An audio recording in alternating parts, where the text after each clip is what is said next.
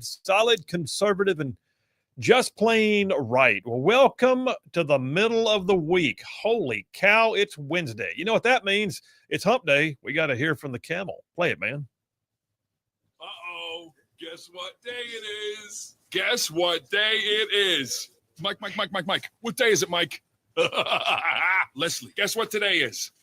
It's hump day. Whoop, whoop. Yes, it is. It's hump day. We're going to get you all the way to go home time on a Friday afternoon at some point soon. But just so you know, that means you're halfway there.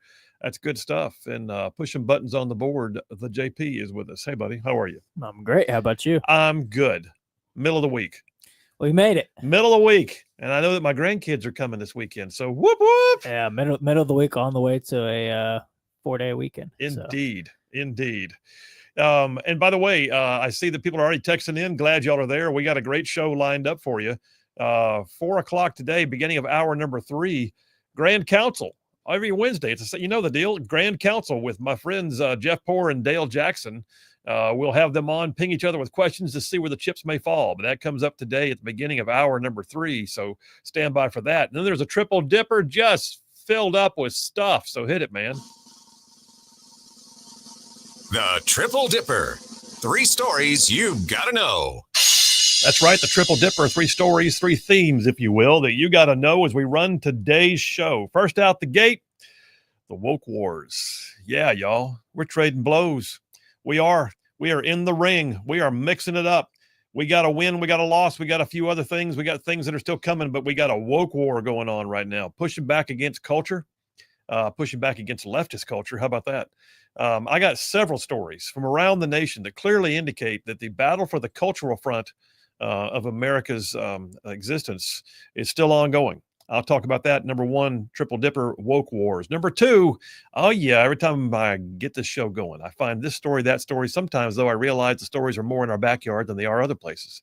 That means it's time to start gathering up the stuff that happens right here in and around and amongst us, and we do a batch of home fries. So number 2 on the Triple Dipper, home fries. Y'all stay tuned for that one. And then number 3, the Freedom Caucus. Yeah, the Freedom Caucus, long known as perhaps the most conservative members of Congress, the Freedom Caucus.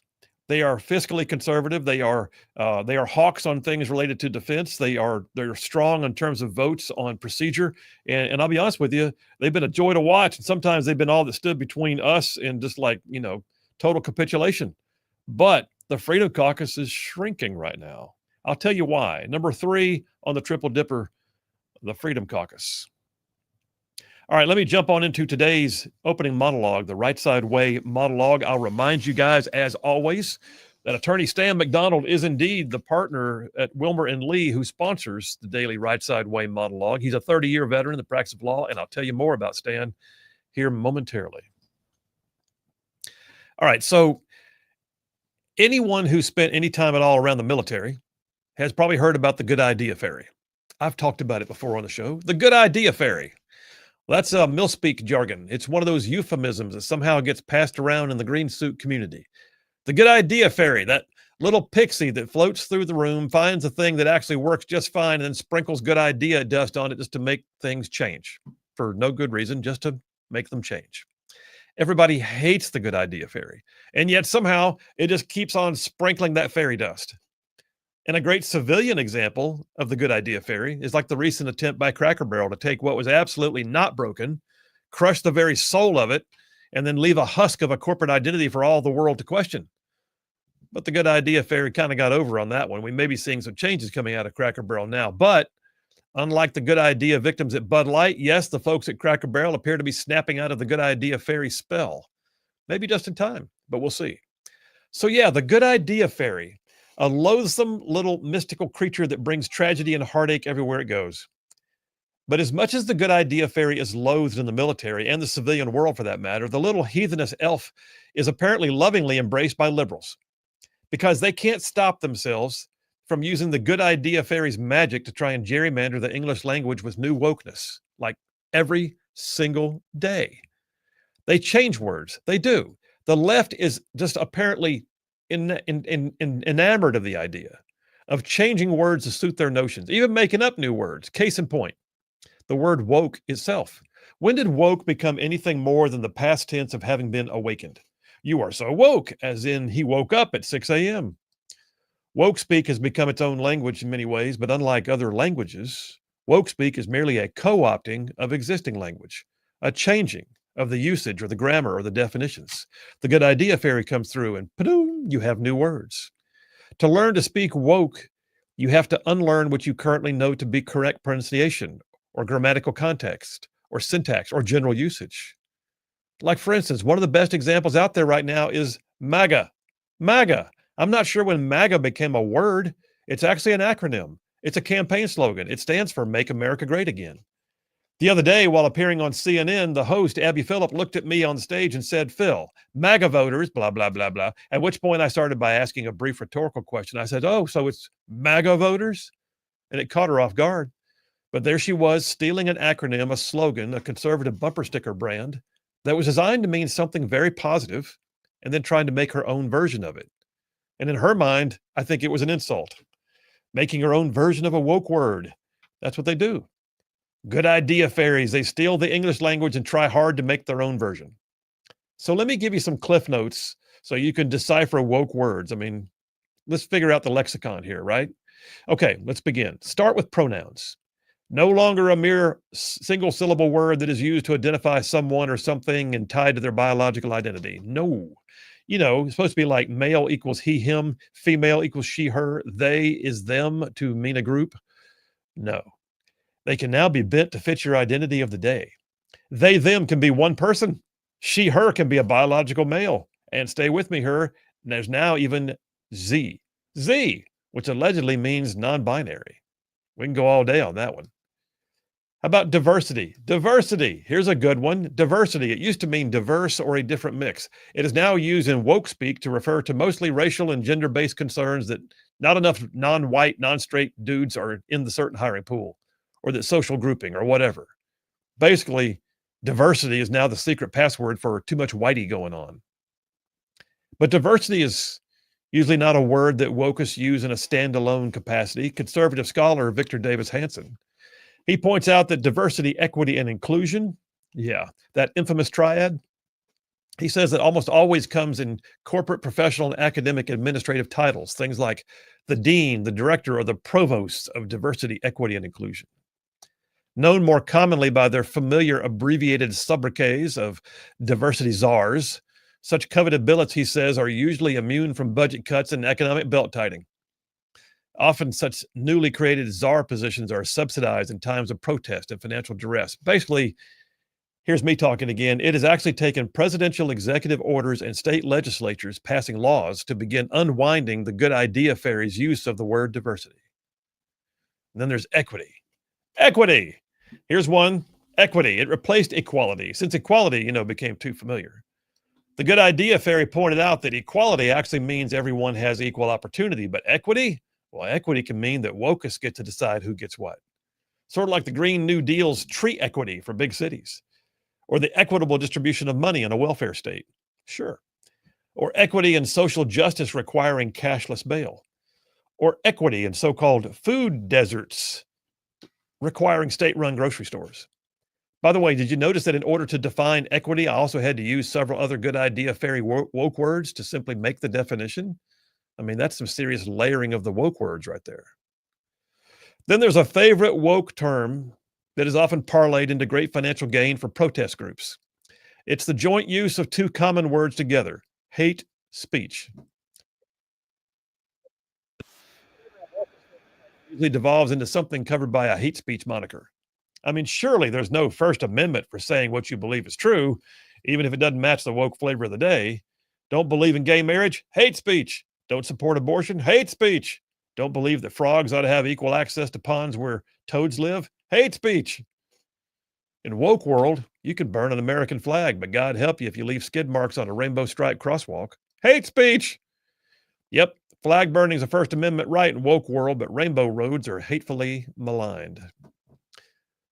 Wrapping this up here, another woke term you just have to know is intersectionality. Intersectionality. It's a multifaceted, multisyllable term that no one had ever experienced until recent times when every wokeist began vying for their own version of woke. So you can pick up a lot of points on a Scrabble board with the skillful application of the word intersectionality. But what does it mean? What is intersectionality? Well, it's when all the woke starts running into each other. You got woke black, woke gay, woke trans, and woke environmentalists.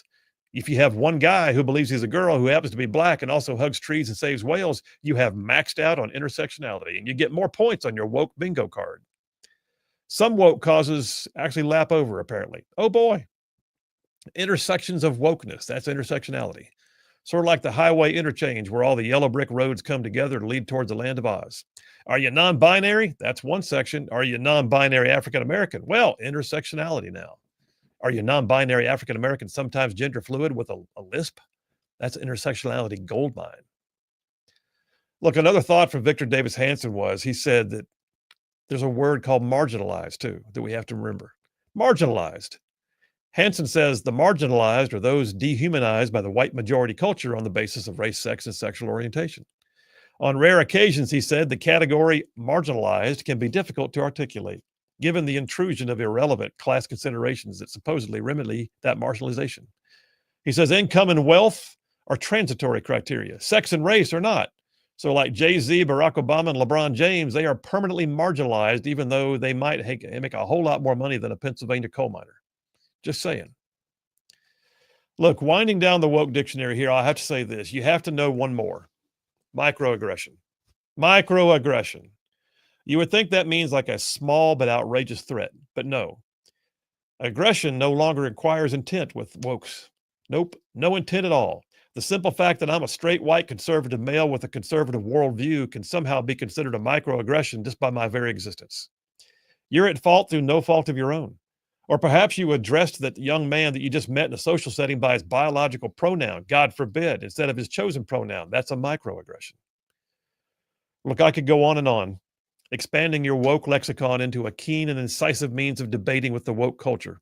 We could spend another half hour dissecting the veracity of revisionist vocabularies, things like safe space and theme housing and systemic racism, class, privilege, green energy, insurrection. You get the idea. But here's my thought. How about this? There's an actual English language.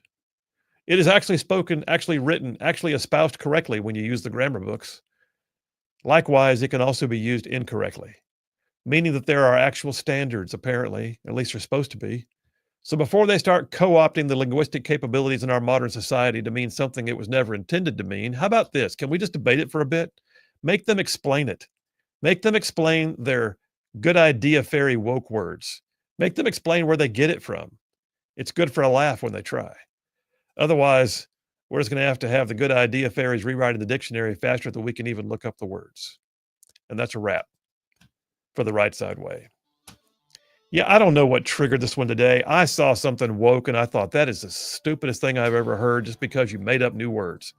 All I'm saying is this. Wokeists, man, the good idea fairy comes through, sprinkles a little dust, and next thing you know, they've got all kinds of new words. It doesn't work that way. You don't get to make up your own language. Phil Williams, Rightside Radio. We'll be right back. Days when you get news that sets in hard. I mean, so much so that you can remember where you were when you heard it. 4 years ago today, I was prepping my show and I had a notion about what I would talk about in my opening monologue, and then it happened. It happened. The news brought word of an unspeakable tragedy. I sent out a very short tweet that same morning, and all my tweet said at the time was, I haven't felt like this since 9/11. And that was true. Today marks the 4th anniversary of the most heinous of crimes, the most callous and reckless disregard for security, and the flashpoint for foreign policy that set the U.S. backward 20 years on the world stage. 4 years ago today, the Biden administration was determined to end the war in Afghanistan, not because they should, not because they could, but just because they wanted to be different than Trump. We know that Biden was desperate for the symbolic withdrawal from Afghanistan to be completed by the 20th anniversary of 9/11. Just going to do it. Look, never tell the enemy what your mark on the calendar is. You only tell the enemy what your goals are, and that you will be there pounding them into submission until your goals are met. But no, not Biden. Biden went ahead and announced a date. And so without a plan, without a defense posture, with complete disregard for the security of our troops, our allies, and our friends, the Biden administration abandoned Bagram Air Base in the dark of night, literally. Biden abandoned the prison at Bagram that held so many Taliban extremists, and the enemy quickly came and set all the prisoners free to return to the battlefield. And the Biden team left behind $1 billion in military equipment and weaponry for the Taliban. They abandoned upwards of 1,000 U.S. citizens or green card holders. And they forced the remaining U.S. troops, who were now in even smaller numbers, to retreat to an unfortified civilian airport in the middle of a crowded city. Thousands of Afghans panicked and made a run for the airport in Kabul. Hysteria set in as people rushed to the airfield and began clinging to U.S. Air Force planes. We watched on the news as they fell to their deaths. It was awful. And on today's date, a suicide bomber 4 years ago today walked into the crowded area outside of the Abbey Gate of Kabul airport and detonated himself. 13 U.S. service members were killed, 45 wounded, over 100 Afghan civilians died in the melee. Small arms fire broke out as the attackers made recovery of the dead and wounded even more difficult. And days later, the flag-draped coffins came off the plane as Joe Biden looked absent-mindedly at his watch like he had someplace better to be. The bombing at Abbey Gate actually marked the worst loss of life for U.S. forces in over a decade. And we know now that the suicide bomber was actually one of the prisoners that was set free from the Bagram prison that Biden had just left unguarded a few days before. Well, like many of our listeners, I'm a veteran of Afghanistan myself. I was there when the war was just starting. I served on a small special operations team living among the Afghan people for nearly a year. And while I was there was a sense of mission. There was. Somebody show me what to do, point me in the right direction, I will go there. Don't let me miss it. Somebody had to do something, right? Post 9/11. Well, I'll do it. Just tell me where and how. But 4 years ago today, it was as if everything we had done, all the good that we had accomplished, all the blood and treasure spent were somehow squandered and cast aside like pearls before swine. Look, no war should last forever. It shouldn't.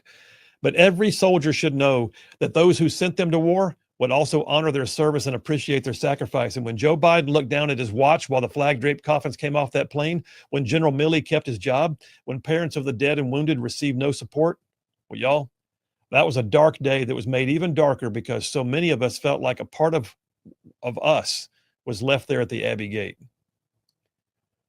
But yesterday, in a move that was characteristic for the current administration, President Donald Trump actually decided to right the wrongs to the extent that he can. In a ceremony at the Oval Office on Monday, Trump invited Gold Star families to be there when he signed the 4th anniversary of the attack at Abbey Gate 2025 proclamation.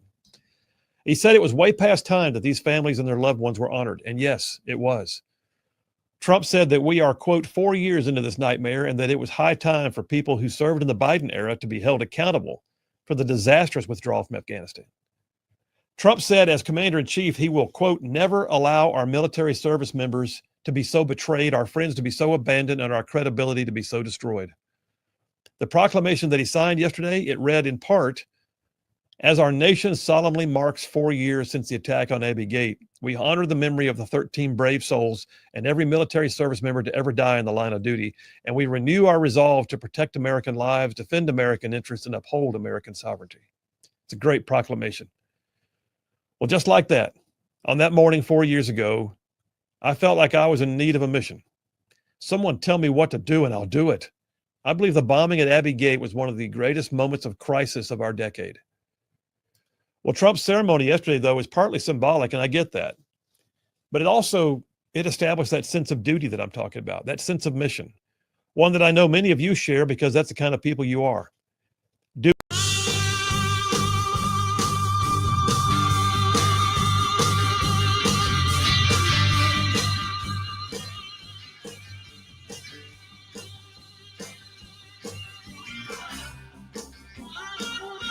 And we are back. Phil Williams, Rightside Radio. Solid, conservative, and just plain right. Just saving the world one soundbite at a time. Oh, man, there's so much to talk about right now. I feel like some of the breaking news we got out there right now with this Minnesota shooting, if you've not heard about it, horrible situation going on in Minneapolis with a deranged transgender teenager. I think he was a teenager. Deranged transgender guy. No, he was I think he was 23. Okay, well. Transitioned when he was 17. Okay. But nonetheless, a deranged tranny shot up a Catholic church service at a Catholic school and has killed 2 kids and injured 17 more. 3 adults, 14 kids, and then shot himself. Horrible story. Horrible. The news stories or the news lines are covered up with it right now. We'll talk about it in a little bit detail. There's some things to parse out in that. But then, we've also got this strange story coming out of Scotland. Holy cow. What in the world? What is happening to Great Britain? Listen, I love Great Britain. That's where I accepted Christ. I lived there for 3 years. I cannot imagine what is happening. The culture of Great Britain has survived for thousands of years. And yet now what we're watching is mass migration is destroying the very fabric of society. And the government is like taking a blind eye and maybe even supporting the perpetrators of crime. This little girl, 12 years old, is actually defending herself with a knife and an axe, which, why is a 12-year-old carrying a knife and an axe? Because she's been accosted before. And so these groups of foreign ruffians, adults, are kind of stalking her, and one of her friends is yelling, "Leave her alone, she's 12." And then next thing you know, she has to pull her knife out, and then they're mocking her for it. Anyway, the girl was arrested. The girl, the 12-year-old, for brandishing a sharp object. Stop it. Good on her for brandishing the sharp object. You know what? Good on her for having the wherewithal to say, I'm not going to be a victim, because she could easily have been a victim. I'm so beyond this stuff, man. Just so beyond it. But what I'm not beyond is my friend Stan McDonald. So let me do that real quick. I got to do this. Attorney Stan McDonald, partner at the law firm of Wilmer and Lee. I bring him up to you. Why? Because he's not only a 30-year veteran in the practice of law, but Stan McDonald is also the daily sponsor of the Rightside Way monologue and a longtime conservative. Yes, indeed. So yeah, Attorney Stan McDonald represents his clients literally in thousands of real estate transactions over the years. He can stand up for you in any local, state, or federal court. When Stan McDonald's on your side, I'd like to say you're going to have no greater friend. Likewise, your adversaries are going to have no greater foe. So, you want his phone number? I'm going to give it to you. Attorney Stan McDonald, the law firm is Wilmer and Lee. He's an America First family man. And yes, here's his phone number, 256-479-3020. That's Stan McDonald, 256-479-3020. And tell him you heard about it on Rightside Radio. I would appreciate that. And no representation made, the quality of legal services ever be bad, because I advertise it. That must be good. There's that. All right. Plenty of stuff, man. Text lines, 833-687-4448. Call it, text it. That's the number. 833-68-RIGHT. Let me get a couple of these real quick before we go to the break. John from Huntsville says, Phil, spectacular monologue. Thank you. He said, also, did you hear about the terrible shooting at the Catholic Public School, Minneapolis? Yes, I did. He says, by the way, JP, it's still not too late to join the Yahoo Pick'em group, because I really want to see if I'm better at college football pick'ems than the king of sports. John from Huntsville. I guess I got to create a Yahoo account. There you go. You just been called out. All righty. That's it. We're taking a break. We'll be right back. Phil Williams, Rightside Radio. Y'all stay tuned.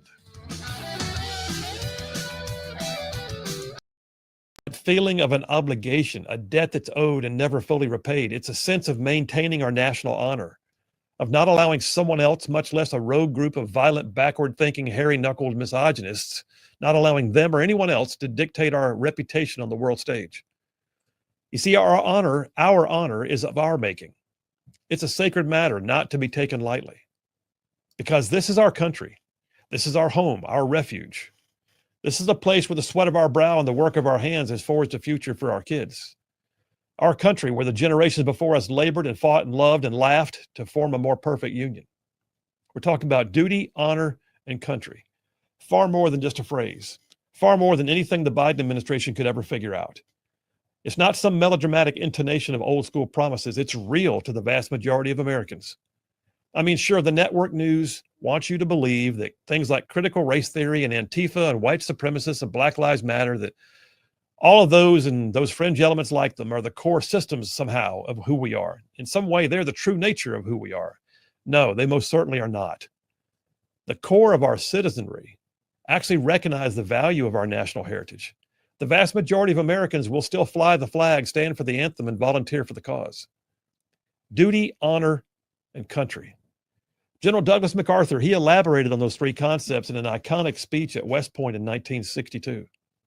In one segment, he said this. He said those three words, quote, symbolize a great moral code, a code of conduct and chivalry of those who guard this beloved land of culture and ancient descent. Duty, honor, country, he said. Those three hallowed words reverently dictate what you ought to be, what you can be, what you will be. They are your rallying point to build courage when courage seems to fail. to regain faith when there seems to be little cause for faith, to create hope when hope becomes forlorn. The unbelievers will say they are but words, but a slogan, but a flamboyant phrase, but they actually build your basic character. They mold you for your future, he said, roles as the custodians of the nation's defense. They make you strong enough to know when you're weak and brave enough to face yourself when you're afraid. That's why I have the audience that I have, by the way. That's why you are who you are, of all ages, of every demographic, people who embrace the ideas of duty, honor, and country. We hold these concepts as real. They are a part of who we are. That's why yesterday's ceremony in the Oval Office was so important. It was a statement. It was a needed word. It was an acknowledgement. It was a level of appreciation that had been lacking. It was an indication that the duty and the honor of those men and women who died that day would not be forgotten. Look, we still have the capability as a nation, the full capability, as a military, to fully engage this process, to reestablish who we are on the world stage. Make America great again, that's more than a slogan. It's a creed. It's a way of life. It's a rallying cry. And look, I'm no rocket scientist. I mean, militarily, I'm just an old colonel, a salty old ranger who still tries daily to beat back the ravages of time, pops another Tylenol when it catches up on me. But I can see a few things, even from this side of the far horizon. I can see the need for accountability still even 4 years later. Why? Because it's about duty, honor, and country. It's about caring for those who go to hard places and do the hard things so that back home we don't have to. It's about being there for our friends, standing with our allies, and never accepting defeat. And yes, it's also about accountability, because accountability actually restores confidence. Accountability for those who made tragic and unfounded decisions that cost so many lives that day and squandered so much victory. If we do anything less, then we will have handed our honor to those who have little regard for it. Duty, honor, and country. It is far more than a series of words. The president was right to issue that proclamation yesterday. He was right to gather with the Gold Star moms and dads. I say, remember Abby Gate. You're going to love this edition of the Just Right podcast. Listen, Conrad Thompson is one of the most interesting people I think I've ever met. In his 20s, he started a very successful mortgage company, was living the dream, and then somehow or another, he stumbled into becoming what he calls an accidental podcaster. He is now the world's largest podcaster for professional wrestling. Major stars on his show all the time. Oh, by the way, he was recently inducted into the Pro Wrestling Hall of Fame, and he's never stepped. Hey, all you Rightside ruffians out there, you are listening to Rightside Radio, solid conservative, just plain right.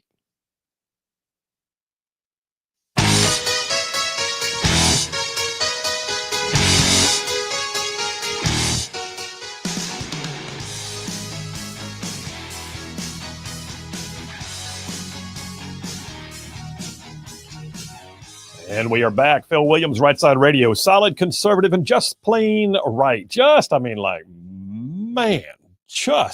covering down on some major ground across the Southeast U.S. of A. Y'all, I'm talking about this show. This show. I mean, it goes like from Huntsville back over to Chattanooga, from Tuscaloosa back over to Gadsden. I mean, all the way down to that lovely little village on the plains we call Auburn, straight across the line from there to what we call, once again, Fort Benning.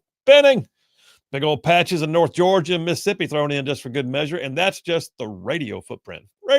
Just the radio. Then there's all y'all in the whole wide world going to the World Wide Web, logging in, live streaming every single day on X, YouTube, Rumble, Facebook, our website, rightsidemedia.org.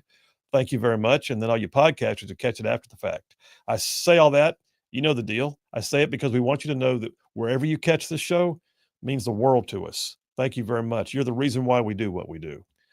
I'm going to the phones real quick because she held on during the break. Lee from Huntsville's on the line. Hello, Leester. How are you? I am good on this beautiful day. I have to say, it's lovely. It is indeed a lovely day. What's on your mind? I mean, from just sent straight from heaven when it's in the middle of or end of August. That's all I know. It's No usually doubt. dog day, so I'm thankful. I wanted to talk about that the girl, the Scottish girl. Yeah. Because it's really angered me and just brought up just so many feelings. I have Scottish heritage, a lot of it, and I've done a lot of research. And Scottish people were some of the bravest warriors in history. I mean, you've got William Wallace. Everybody knows, the movie about him. And there's Robert the Bruce. We ought to call her Roberta the Bruce. This girl is channeling these warriors, these strong Scottish people 10 times more than her lame, lily-livered government and police forces. Yeah. This girl she is so frightened because her own government and police force are kowtowing to immigrants who are not from there, who are hurting their children. And they're not acting like men, they're acting like cowards. I'm ashamed of them. I think they're disgusting. That a girl has to walk around like this and defend her 12-year-old sister. Yeah. This is just, it's immoral. It's ungodly. I don't know how else to put it. And the leaders of Scotland need to hang their head in shame. They do. They do. And she could be a hero. And I can't imagine. I mean, how in the world they wound up sending the police to her house? I hope at the very least they took a statement and went and found these miscreants that were out there taunting her and giving her reason to want to carry a knife. But I don't really hold out any faith right now that they will. I mean, the whole thing is embarrassingly bad, and it's on the level of like a harbinger of bad things to come for your entire culture if this is the way it's going to be. Well, and it's not only, yes, your culture is disappearing. Yeah. You will not have, same with Britain. But I'm saying the Scottish people have always been proud. Yep. And for this to have to happen, this has got to be a bellwether. This has got to be a giant, I hope so, bellwether for these people. But I also will say this. It appears that to the government and the police, it's more important to virtue signal and than it is to protect their daughters from rape. Let that sink in. Just so you know, my part of my heritage is Scottish also. The McBrides are part of my family heritage. But anyway, sister, your point is well taken. I got another call I got to take, but thank you very much. Thanks. See Bye. Ya. Bye. Ya. I'm going straight to line 2 because we're like busy today. Sparky from Harvest is on the line. Spark, how you doing, buddy? Hey, I'm okay. I'm all right. And likely my family and you, my family immigrated. The Sparkmans came over from Ireland and Scotland. And it's a tragedy what's happened with that little girl. We had one of our officers, our experimental test pilots, left years ago to a billet in England to be an exchange officer. We bought him a real nice Bowie knife and a case, just a really cool, great gift. He's like, well, I'm going to have to store this away. I'm not allowed to have this over there. Wow. I'm like, what are you saying? What are you saying?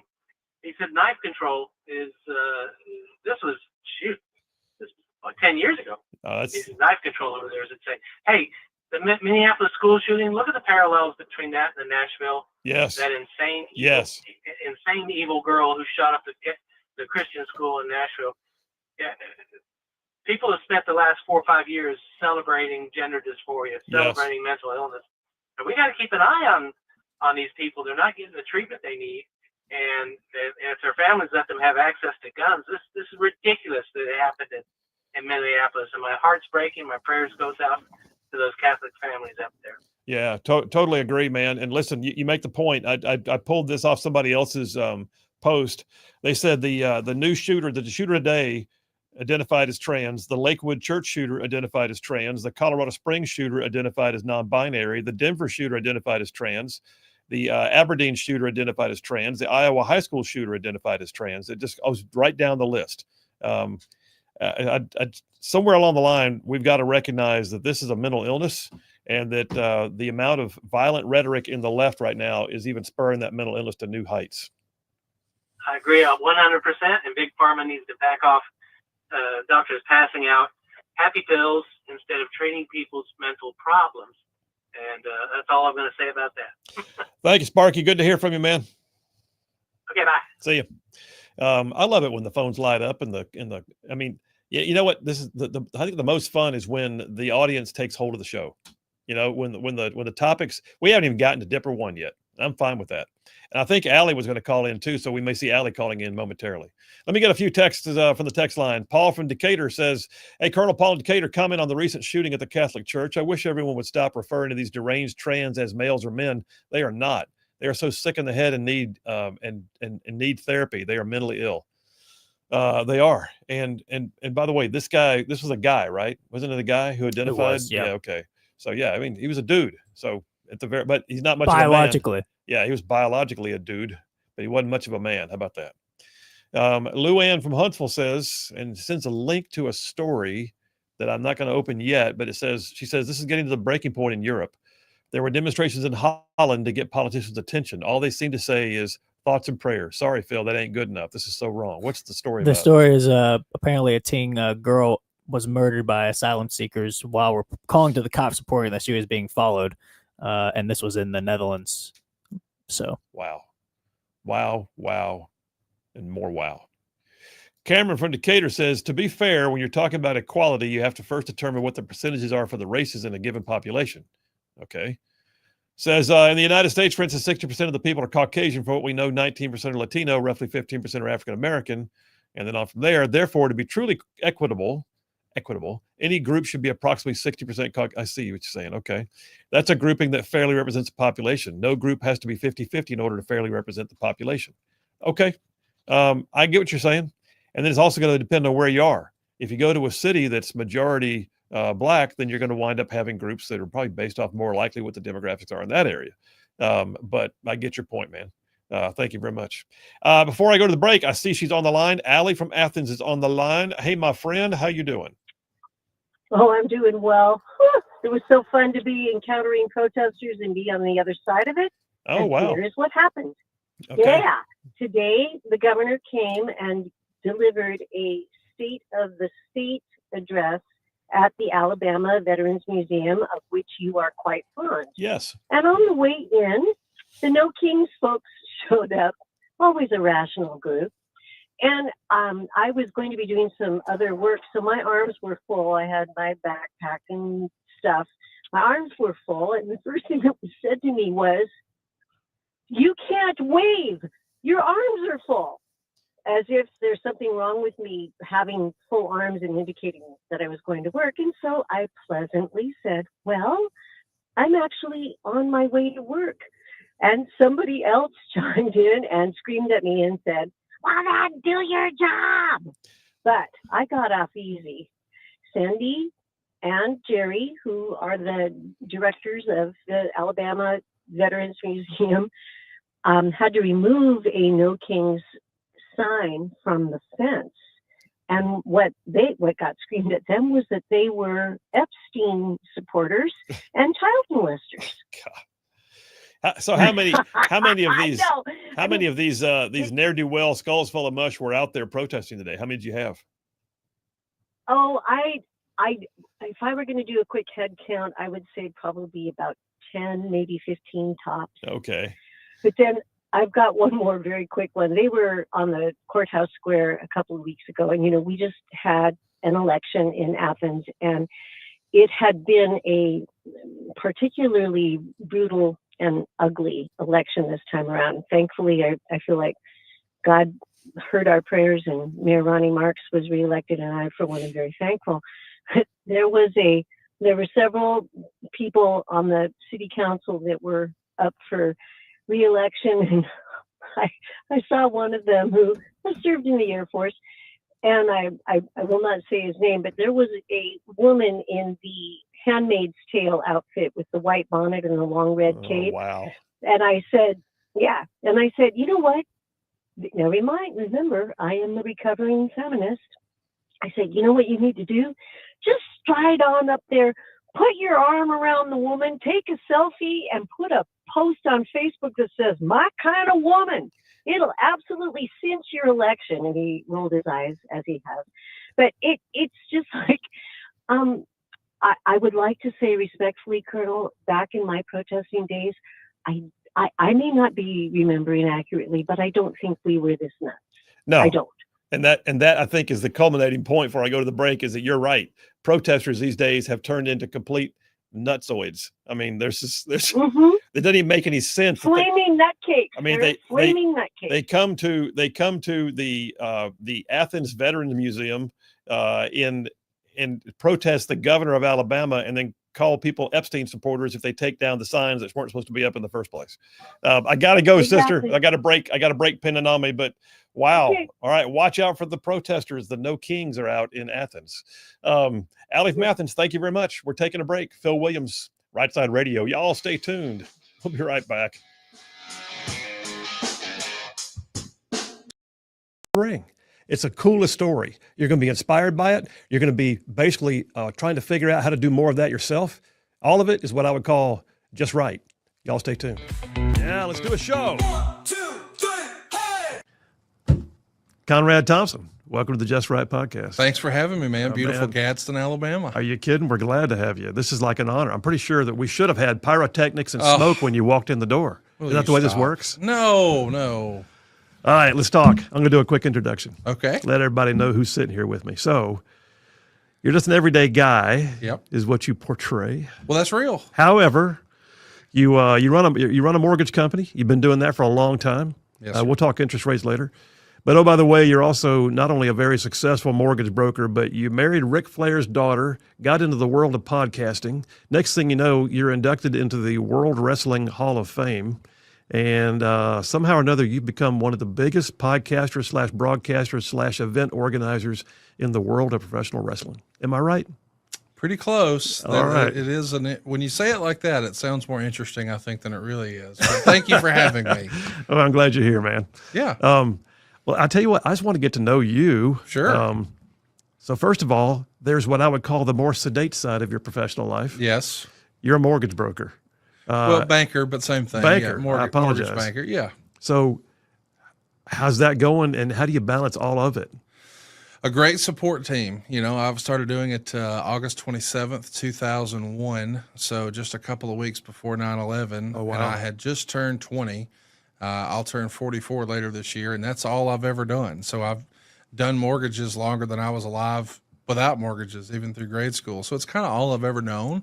But I started advertising a lot in the Huntsville market on radio and television in 2009.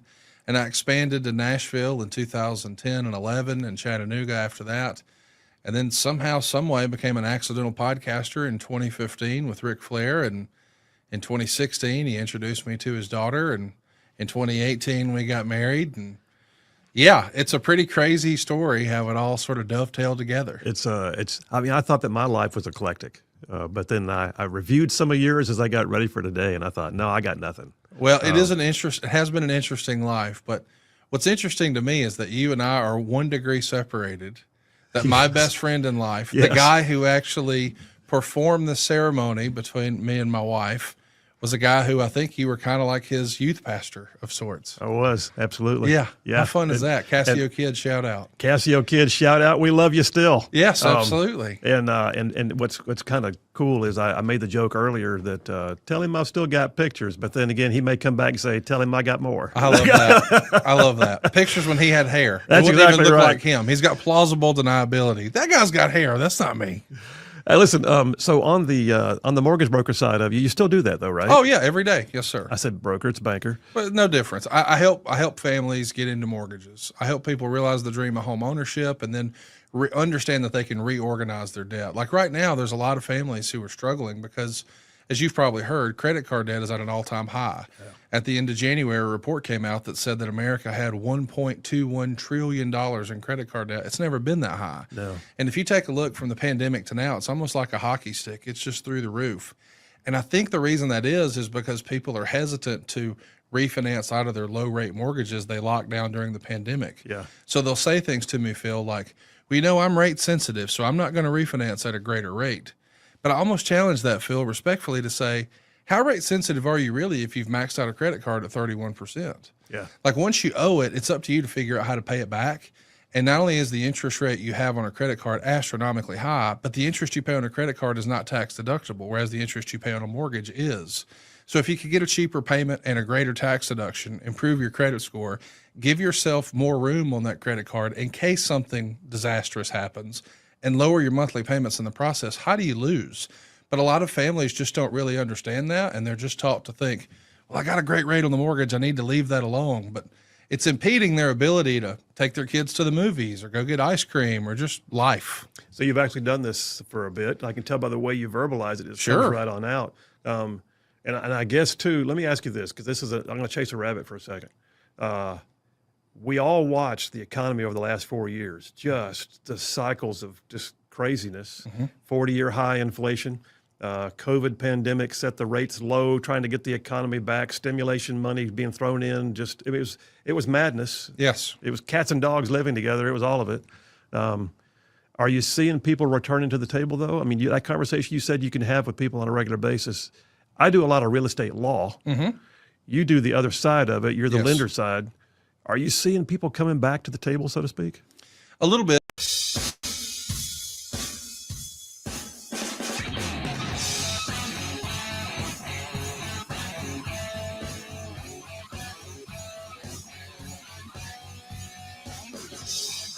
And we are back. Phil Williams, Rightside Radio. Solid conservative, just plain right.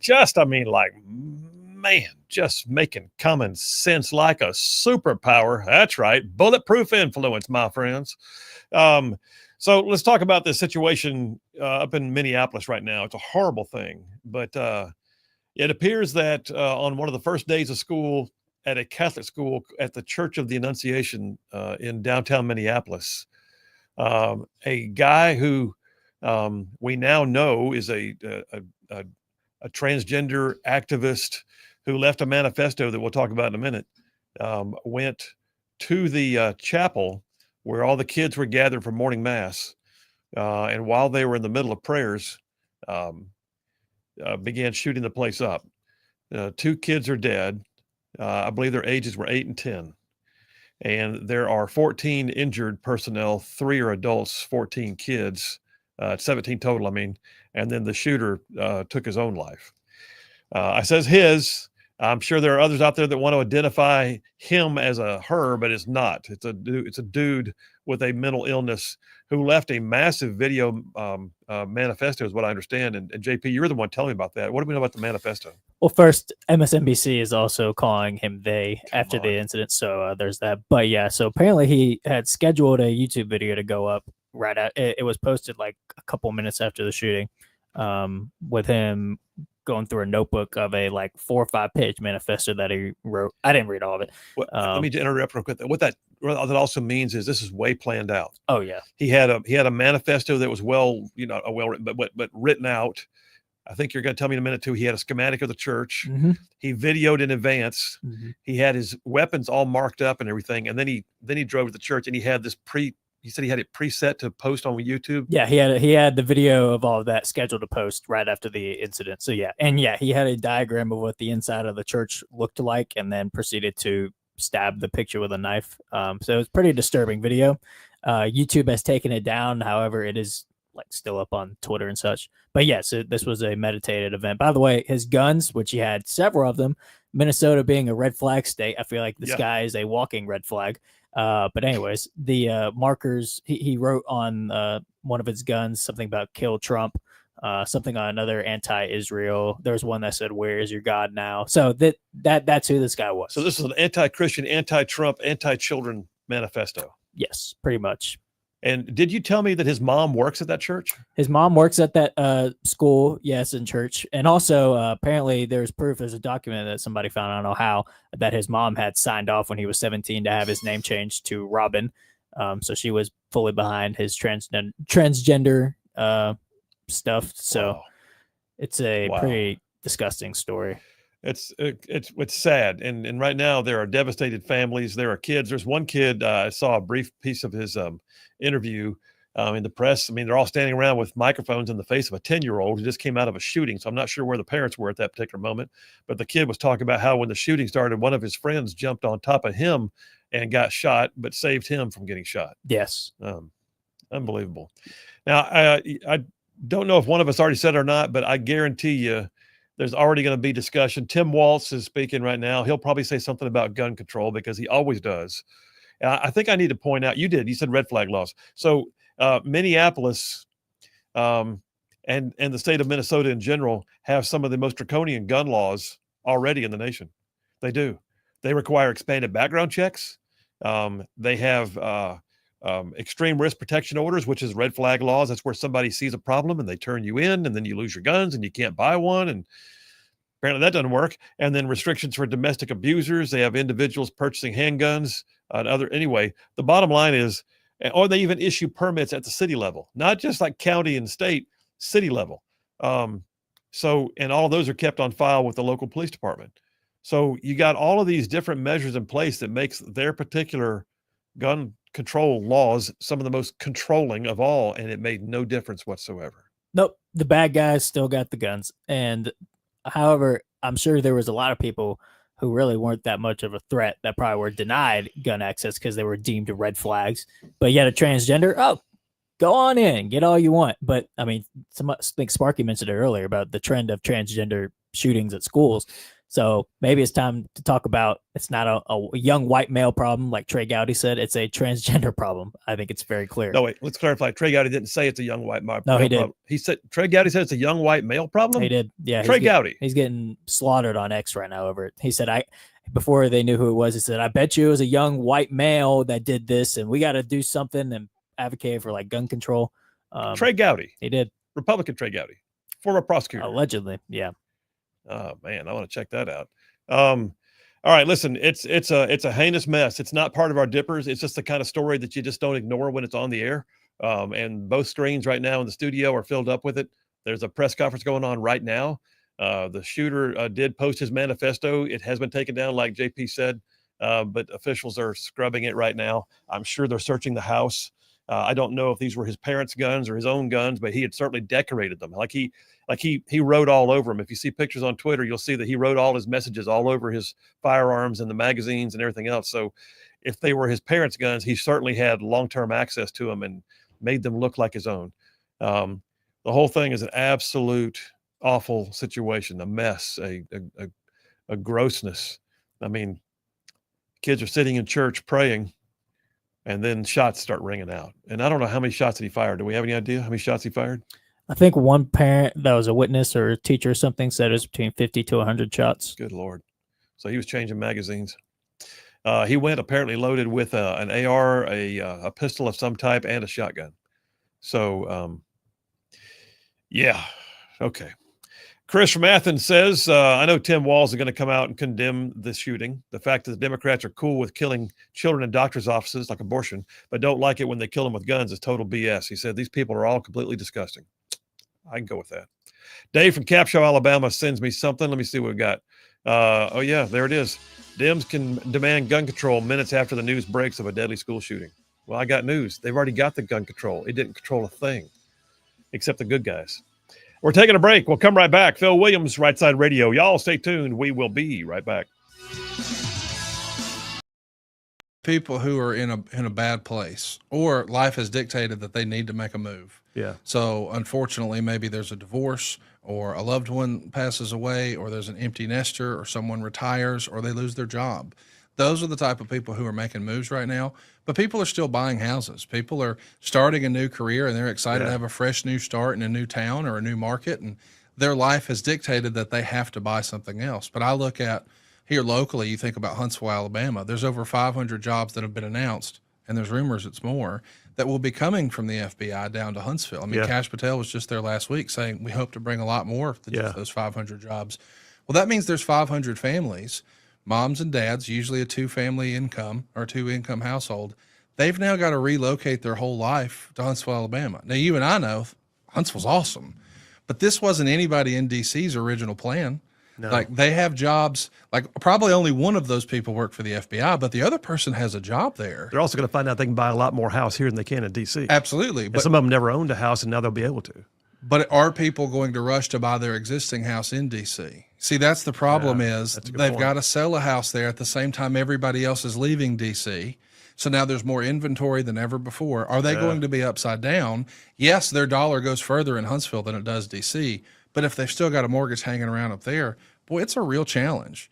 So we've got to get some sort of relief with interest rates. I believe this firmly. As interest rates go, so does the economy. Yeah. You know, if we can get real estate moving again, our economy will fix itself. So much of what our economy in America is based on is our single biggest asset. And for most families, that's their house. And so they're not really putting that big asset into play. The economy isn't at full scale. So I think there's pent up. Think about if you had a crank and a water hose. That's what we've got right now. Yeah. You've got a ton of folks who want to buy another home. Their current home no longer suits their needs, but they're not going to let go of this great rate. And they know that home sales are slowing. I mean, there's more listings on the market. There's more inventory than there's been in a while. But by the time, we unkink that hose with low interest rates, we're going to be back in a 2020 situation where we have more buyers than we have inventory. Those prices will come back. So I do think now, if you're a savvy investor or if you're willing to see what's coming, interest rate relief will be there. You can still get great deals on homes right now. If you wait until the rates are better, you will have missed it. I mean, you remember how crazy that was? Multiple offers the same day. It was bananas. We were doing 5, 6, 7 closings a week in my small firm, and it was in a market, by the way, where I'm at right now that is not Huntsville, Alabama, right? Which is not a depressed market by any stretch, but the refinance especially was going through the roof with the rates. Yes. All right, so let me ask you this: I can hear the passion in your voice. It's obvious you love what you do and you're a professional at what you do. Which one's more fun, this or the podcasting wrestling side of your life? Well, listen, that's hard to answer. Just me and you talking. Which one's more fun? The figuring out how to structure a deal is fun.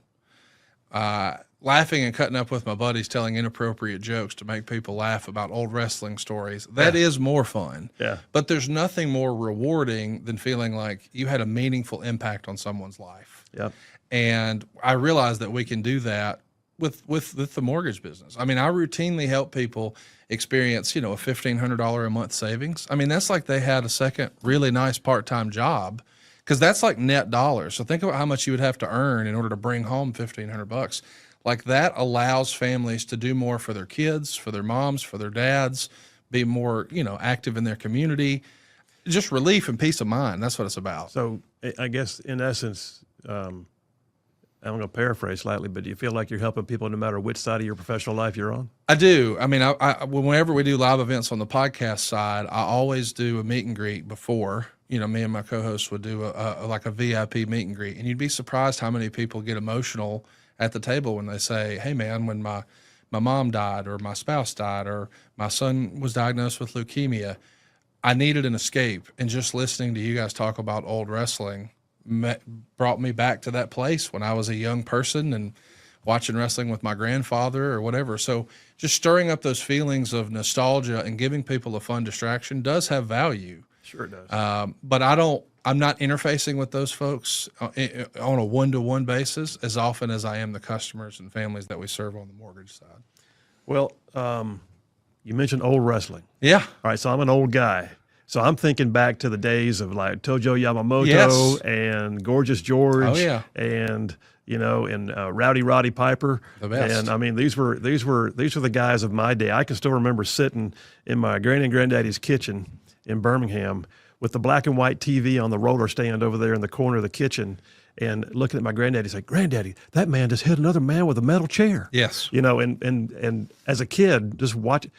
In fact, one of the funniest ones to me was Tojo Yamamoto used to do a commercial for a bed company, and he would jump on the mattress as proof that the mattress could hold up his weight. I love it. And then they would come back and they would say, "And if you don't buy from so-and-so bedding town, Tojo wants to know," and he'd come on and go, "What's the matter, you?" And that was the whole commercial. But that whole culture was built around those old guys. Yes. But over time, it became far, far more than what we used to watch in the small arenas on the black and white TV. Yes. I mean, it's a multi-billion-dollar sport now. No doubt about it. It continues to get larger and larger too. I mean, WWE is experiencing their greatest success ever right now. And a lot of people are really impressed with that, considering it's happening sort of post Vince McMahon. He's sort of like the Walt Disney of the pro wrestling world. And now that he's out of the picture, I think a lot of people were keeping an eye on it, wondering, what does this look like without Vince McMahon? And we found out it's a hugely successful publicly traded business under the TKO banner. Nick Khan and Ari Emanuel and Mark Shapiro, they're printing money for WWE right now for sure. Yeah, absolutely. All right, so you're a mortgage broker guy. Yep. I keep calling it that. That's all right. You're a mortgage guy. Let's do mortgage guy. You're a mortgage guy. That's what I call myself on Twitter, Conrad the Mortgage Guy. Okay. Yeah. So Conrad the Mortgage Guy meets Ric Flair. Yep. And then now you're married into the Flair family. Well, not exactly. Okay. She was Ric Flair's daughter. Now she's Conrad Thompson's wife. There you go. Play that for his kids. No, I'm just saying realistically, I'm not Conrad Flair, but she is Megan Thompson. That's perfect. Yeah. So No, she that's joined good. my family, and we're delighted to have her. But yeah, it's sort of a happy accident. I met Rick at an autograph event in Rome, Georgia, of all places. And that was in, I believe it was November of 2013. And sadly, he had lost his son Reed to an overdose in March of that year. So he was in a challenging headspace, but we quickly headed off. Solid, conservative, and just plain right. Well, welcome to hour number 2 on a hump day. Hour number 2. And we haven't even gotten to Dipper number 1 because of the weight of some of the breaking news. I will tell you, the text lines have lit up today. You guys are amazing. 833-687-4448. That's 833-68-RIGHT. Text it or call it. Dave from Capshaw again says that trans shooter who was mocking, apparently he was mocking God in some of his posts or his manifesto. That trans shooter who was mocking God by asking, "Where's your God now?" just found out. Yep. I would say that's the way that works.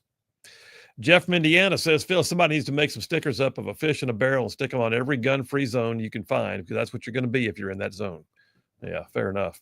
Jerry from Decatur says, sounds like the shooter in Minnesota had sex ID remorse. Sick. I hadn't heard that part, but okay. Scott from Somerville says, this is the final straw. No guns for Democrats ever. There's that.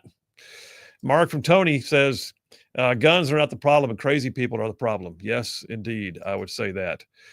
Joe in Tennessee says, old Tampon Timmy owns the shooting at the church, protecting the insane he, she, it trans, the legacy of our socialist state of Minnesota. The mother of it retired 2 years ago from that church diocese. I hadn't heard the retirement part, but yeah, I knew she was an employee there or had been or something. Thomas from Athens says, I believe Governor Walz last year signed the law to make Minnesota all trans safe haven. Yeah. To be the number 1 state to welcome LGBTQ persons, the AG has published the transgender rights fact sheet. Therefore, Minnesota is a safe haven for trans, but not from trans, apparently. Wow. Great final line there in that text. Luann from Huntsville says there's something wrong with the whole concept of transgenderism. It's not just potential mental illness or self-loathing, but also forfeiting of sterility. What are the impacts of the mental psychological pain to families? Murder-suicide is the worst thing that could happen. Yeah. Paul from Decatur says they should be called its. Okay. Ron from Tuscumbia says we need more mental institutions and less gun laws. Amen to that. And then John C. from Madison says it does seem like that people all over the world are getting tired of the so-called asylum seekers. If the asylum seekers keep on doing what they're doing, there's going to be a major uprising against them. Unfortunately, that will cause a lot of bloodshed that will happen. Yeah, he's talking about the situation in Scotland on that one. And I'll be honest with you, I don't know that we wouldn't see something here in the United States the way things go in certain cities, like in Colorado, where they are, or Chicago for that matter, where they are in complete budget deficit because they've been spending so much on illegals. It's amazing to me there hasn't been some measure of vigilantism, and I'm glad there hasn't, but it's amazing to me that there hasn't. So there's that. But what you got, bud? Well, I was going to say, I mean, it's kind of a connecting thread here of if you look at like what happened in Scotland, where the 14-year-old girl was punished for having knives to protect herself and her friends from illegal aliens. It's kind of that's where gun laws take you, to a place like that where you are now being punished for trying to protect yourself. So it's so horrifically sad and tragic, when shootings like this happen today. But we just cannot let the narrative go to gun laws from that. Yeah, it has to be the deeper root of the problem, which is transgenderism is one, SSRIs is another. I mean, we've seen a trend of that too. It's not the guns, because guns will get you to where the UK is right now. It makes it even worse. It has good people who are now punished for protecting themselves. And you saw what happened in Australia just most recently? Yeah. In Australia, they had a complete gun ban. They actually confiscated guns. And then just most recently, I think it's at least one province, Victoria, I think, anyway, but they put in place anyway, the bottom line is they put in place a machete ban, and they put drop boxes where you can drop off your machetes, because we're going to get these criminal elements under control and take the instruments of destruction off the streets. I'm like, it's a knife. It's a knife. And I'm sure everybody's going to comply and just give up their machetes. Like, you know what's going to happen? There's going to be some dropped in the box, and that's where the bad guys are going to go to get more machetes. Yeah, like criminals are they tend to follow the law. That's how they work. That's how it works. Nofri from Lexington says, Brother Phil, talked to a young little woke dude today. After a pretty good conversation with him, he asked me for life advice to help him know Jesus and learn what skilled labor is, young man. Nofri, good on you, man. Thanks for spending time with him. Chris from Starrett, Alabama says, I didn't see that. Chris from Starrett, Alabama says, great monologue, Phil. Woke like gay. It used to mean something completely different, but a group of people took a word and then purposely changed the meaning and then created a movement with it. Words have meaning. Stop messing with real words. I'll get a couple more, then I'll go to the phones. Bruce from Springville, Alabama says, good idea, fairies. Leave bad idea poop. Said, I remember when Neil Borch referred to them as booger-eating liberals. Bunch of paste eaters. Adam from Athens says, Phil, you have to give it to Dale that he wasn't man enough to personally challenge you to the physical fitness test. Now that you said that, he's coming on my show today. He probably will. And then Chef Ben from Aniana says, Chef Ben and Marissa tuned in. Keep it coming. Happy hump day. Chef Ben, blessings on you, my friend. Chef Ben has had a setback here lately with a fire in the kitchen, but man, we are pulling for you, brother. Hope you're back on the cooking side of things real quick. Let me go to the phones real quick. Is that Wolverine Dan? Wolverine Dan. Hey, buddy, how are you? Well, I'm really a little tore up. Children. Yeah. You got to be kidding me. Yeah. You can tell I'm emotional because it's a child. And if I was a parent of that child, my life would be, well, it can't be over because I have to make a wrong a right. Yes, and that's something I would do and pray a lot. And I've always been walking step by step with God. But I'm telling you, my friend, law and order, and our president's bringing it back. It's not because he wants to be a dictator, but without law and order, okay, and without taking care of the bad guys and locking them up, and not and that will deter from this happening, okay? And the gender thing and the changing your gender and everything, well, I guess that's a personal choice. But if the parents didn't see something coming, I knew everything about my kids, and I shut them down before they even started. Even said, I want to go where, and before they said, I want to go, I said, no, you're not going to go. So the bottom line is this, Bill. I'm tore up. It's emotional for me, and it's sad. It's a sad day in this country, and our president is bringing back law and order to stop senseless killings. Yeah, absolutely, man. And you were so right. And it means something. It literally means something that we have the president saying safe streets actually are important and we're going to enforce the laws. And the idea that Democrats are shouting him down for it is like they're cheering on the criminals. But exactly. Wolverine Dan. That doesn't make any sense at all to me. Appreciate you, buddy. See you, man. Yeah, he's not wrong at all. Not at all. Let me grab the last of these texts and then we'll go to the break. Lewis from Trinity says there are countries in Europe where the migration immigrants are 40 to 70% of the population. Oh, boy. Luann from Huntsville sends me an article. I'm not going to open it right yet, but she says it's the carnage from the transgender happening right here in North Alabama. Okay, it's something regarding a murder-suicide in Franklin County, Tennessee, or Franklin County, Alabama. Where's that? I'll let you look at it. Red Bay. Oh, it's in Red Bay? Yeah. No kidding. Wow. Okay. Paul from Huntsville says you need a machete in Australia to protect yourself from the wildlife. No doubt. Everything on that continent wants to kill you. And then Dana from Athens says, as stated many times, if guns are outlawed, only outlaws will have guns. And that is exactly right. All right. Well, on that mode, we will take a break. We'll take the break right now. Come right back. And I think I'll go ahead and dive on into Dipper number 1. Keep it moving. Phil Williams, Rightside Radio. Y'all stay tuned. We'll be right back. And he was looking for a friend. And respectfully, he was looking for a friend to go drinking with. And so I signed up to do it. And one of my friends said, hey, man, how many times are you going to drink beer and watch sports with Ric Flair? And I said, about as often as I can, I guess. That sounds like fun to me. So that's what we did. And so we just became drinking buddies. And one day, I think we were watching the NFL draft. He said, hey, what's a podcast? Can you make any money with a podcast?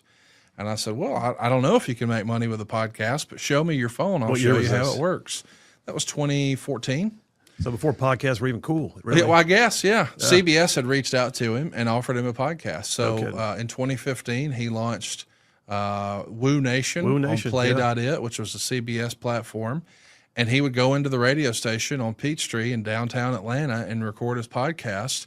And he got nervous 2 days beforehand. He said, Conrad, it just feels weird, me just being alone in a room talking to a microphone. I get that. Will you come in to the studio and just let me, you ask me fan questions? And I said, sure. So I thought, man, I don't know how many people are going to hear this, but I don't want to embarrass myself. So I did a lot of production notes, and I walked in with notes for he and I had things bolded and highlighted and all that. Yeah. And the people there at CBS said, hey, who is this guy and why is he here? And Rick said, oh, he's just going to sit in this episode and ask me fan questions. But at the end, CBS said, can you come back next week? That was pretty good. So I became an accidental podcaster. It wasn't the plan. But about a month in, I realized, I've been spending like $100,000 a month on marketing in Nashville, Huntsville, and Chattanooga to promote my mortgage company. But people can hear this all over the world, and I'm not paying for it. I need to get licensed in more states than just Alabama and Tennessee. Yeah. And I need to start driving traffic that way. So I quickly did. We went from an ad budget of $100,000 a month. That was the real number for our mortgage company to $0. And it's all just through podcasts. And we experienced phenomenal growth. We had a much bigger platform because of the podcast. So anytime I get a chance to come on a show like yours, I jump at the chance. I believe in the medium. And I know that, podcasting is a great way to grow small business. And I hope everyone listening to this embraces it. Well, and I appreciate that, and I agree. And in fact, I would call myself somewhat accidental and late in life too. That point, I got a call out of nowhere. Would I do a radio show? That's the stupidest thing I've ever heard. And next thing you know, here I am, radio, podcasting, and all of it. Yeah. And really watching something grow. And I'm like you. I'm a dual career guy. I've got a law firm, and yet I don't know which one I spend more time on. To be honest with you. In fact, I probably really do. Here I am sitting with you.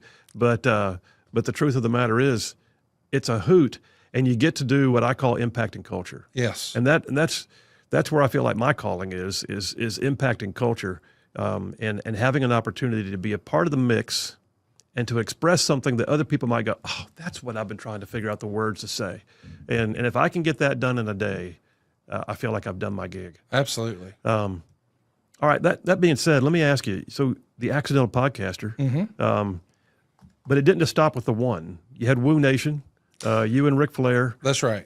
Which is not currently going now, if I'm not mistaken, right? No, CBS closed Play.it. CBS Radio actually sold. So when they sunset that, Rick and I had already decided, hey, we can monetize this and sell this better on our end if we just take over sales and everything. At that point, we were quote unquote just talent.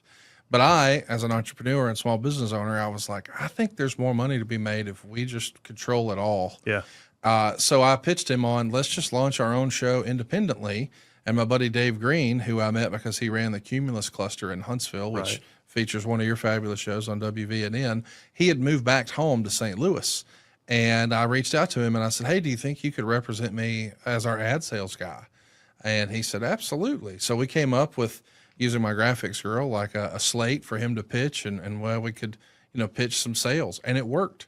So the success of the Ric Flair show, which we launched, and somehow it debuted at #1 on the sports charts, I said, hey, you know what? This is great, but I sure would like to get some more of those leads the other 4 days of the work week, because I had been used to advertising my mortgage company through the radio Monday through Friday with live ads, because I would call into the station and say what's going on and tell today's success story or what have you.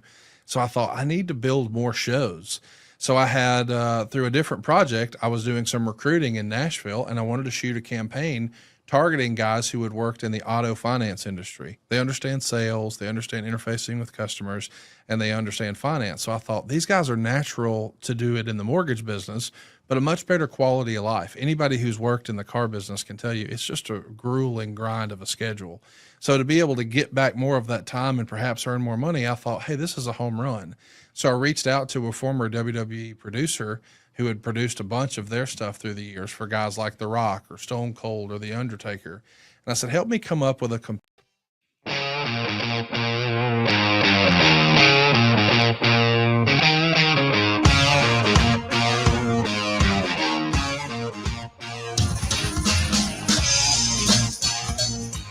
And we are back. Phil Williams, Rightside Radio, solid conservative, just plain right. Man, oh man, just like making the world safer with every single soundbite, saving the world one soundbite at a time. I was sorry, I was looking at a tweet about the shooting right as I was trying to get my mantra out, but it's amazing what's happening right now, and I feel certain people are going to capitalize on it. We were just a minute ago, JP and I were just like grimacing because up on the screen it said that the Minneapolis police chief announced that they are still looking for a motive. We know the motive. We know the motive. He left behind his motive. His motive was he hated Christians. He hated these kids. He probably loathed himself, to be honest, and he hated Trump. And so he went and shot up a Catholic church. Yeah, I mean, he wrote "Where's Your God" on one of the ammo magazines, and then shot up a Catholic school. I wonder what the motive is. Yeah, I cannot possibly fathom what his motive was. His motive was hate. His motive was he hated everything that was considered not him. And he wanted the whole world to identify with his transgenderism, and so he went to the place that is least likely to do it, a church filled with innocent children. And also, by the way, he hated Trump. Go figure. I'm going to change gears for a little while. I am. The first dipper is called the Woke Wars. Earlier, if you heard my monologue, I talked about the fact that the woke good idea fairy will often help sprinkle good idea fairy dust and create all new words where words didn't exist before. There's other things happening in the woke wars, as I'm calling it, WARS, the woke wars. I mean, the fight right now to restore our culture is pretty epic, and it's a daily. I mean, it's no fooling. So, on a lighthearted note, the Cracker Barrel situation. Yeah, I don't know if you saw it or not. Story here on Fox Business Dateline last night. Cracker Barrel scraps the new logo design and keeps the old timer after listening to customers. JP, can you grab that little video that I posted, that meme video of Trump and can you grab that off at the very least off mine? Yeah, so probably one of the funniest things I've seen on the air. Like, I don't know who did this, who made this video, but JP is going to grab it, snag it here in a minute, and post it up on the screen for those of y'all that live stream the show. And it's it's a AI generated image of the man on the Cracker Barrel logo jumping to his feet and then doing the Trump dance with Trump. And it's hilarious. But that's where we are right now. I mean, Cracker Barrel said Tuesday on Fox Business that after listening to its customers, it will scrap its new logo and keep the old timer in place. Now, we don't know for a fact what happens with the rest. Are they going to quit doing the interior redesigns? Are they going to quit getting rid of the memorabilia? Are they going to focus again on like bringing back the right sizing of their portions and having quality food, and not quality new food, but the quality comfort food they've been known for over the years?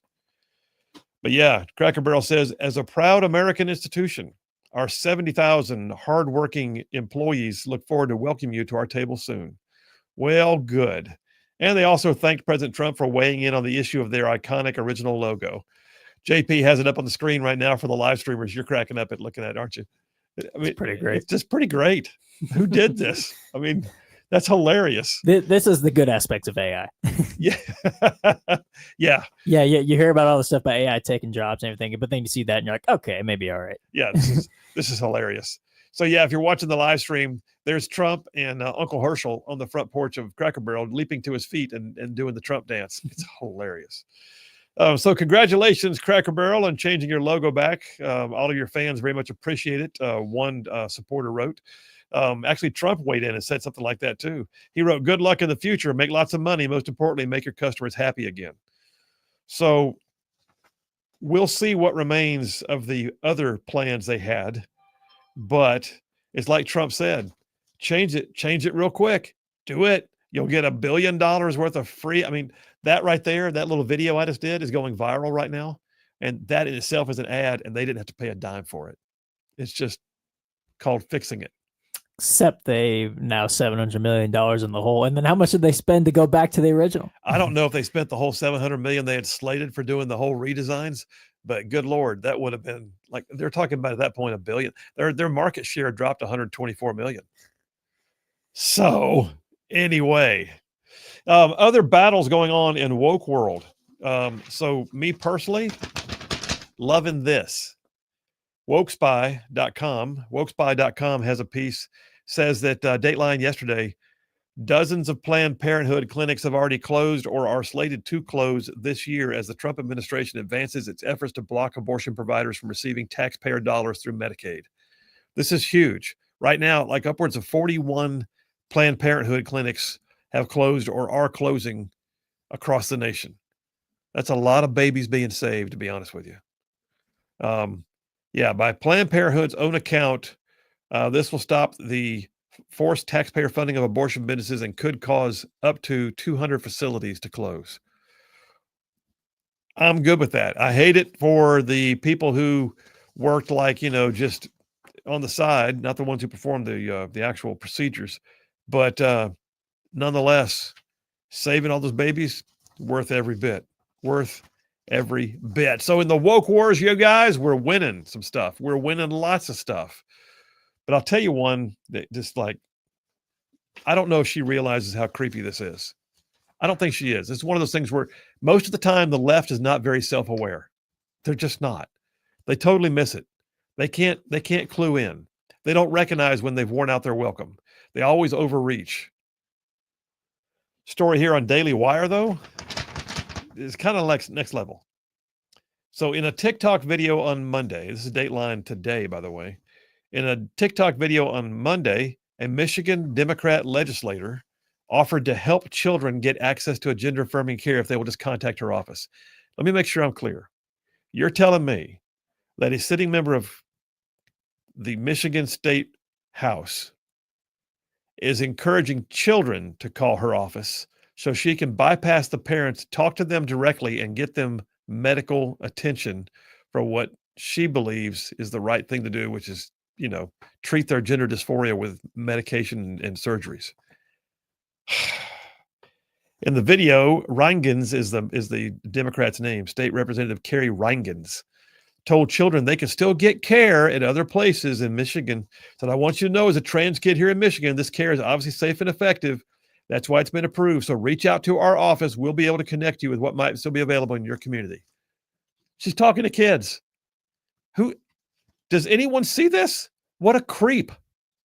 She is literally, as a Democrat, getting on the air, doing a video, encouraging children to call her so she can get them medical attention that the parents might not even want nor believe in.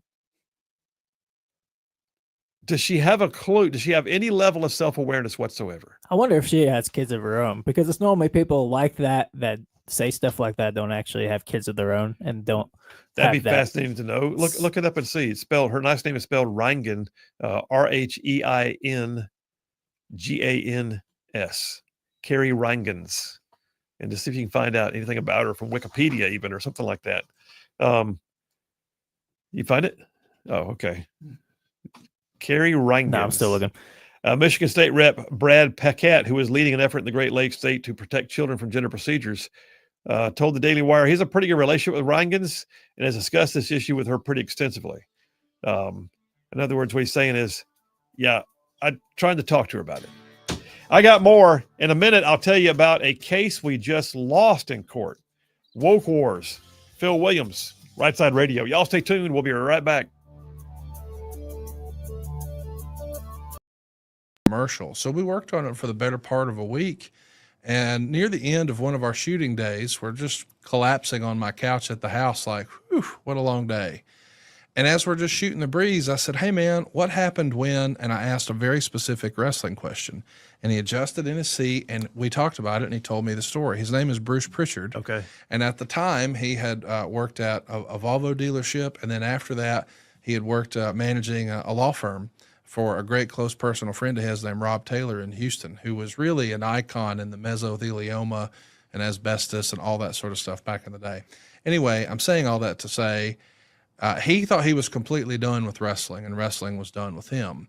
But what I heard that day, I was convinced at the end of that conversation. I said, Bruce, we should do a podcast. You heard the institutional knowledge. And he said, well, who wants to hear me talk? And I go, dude, every wrestling fan would be riveted by what you just said.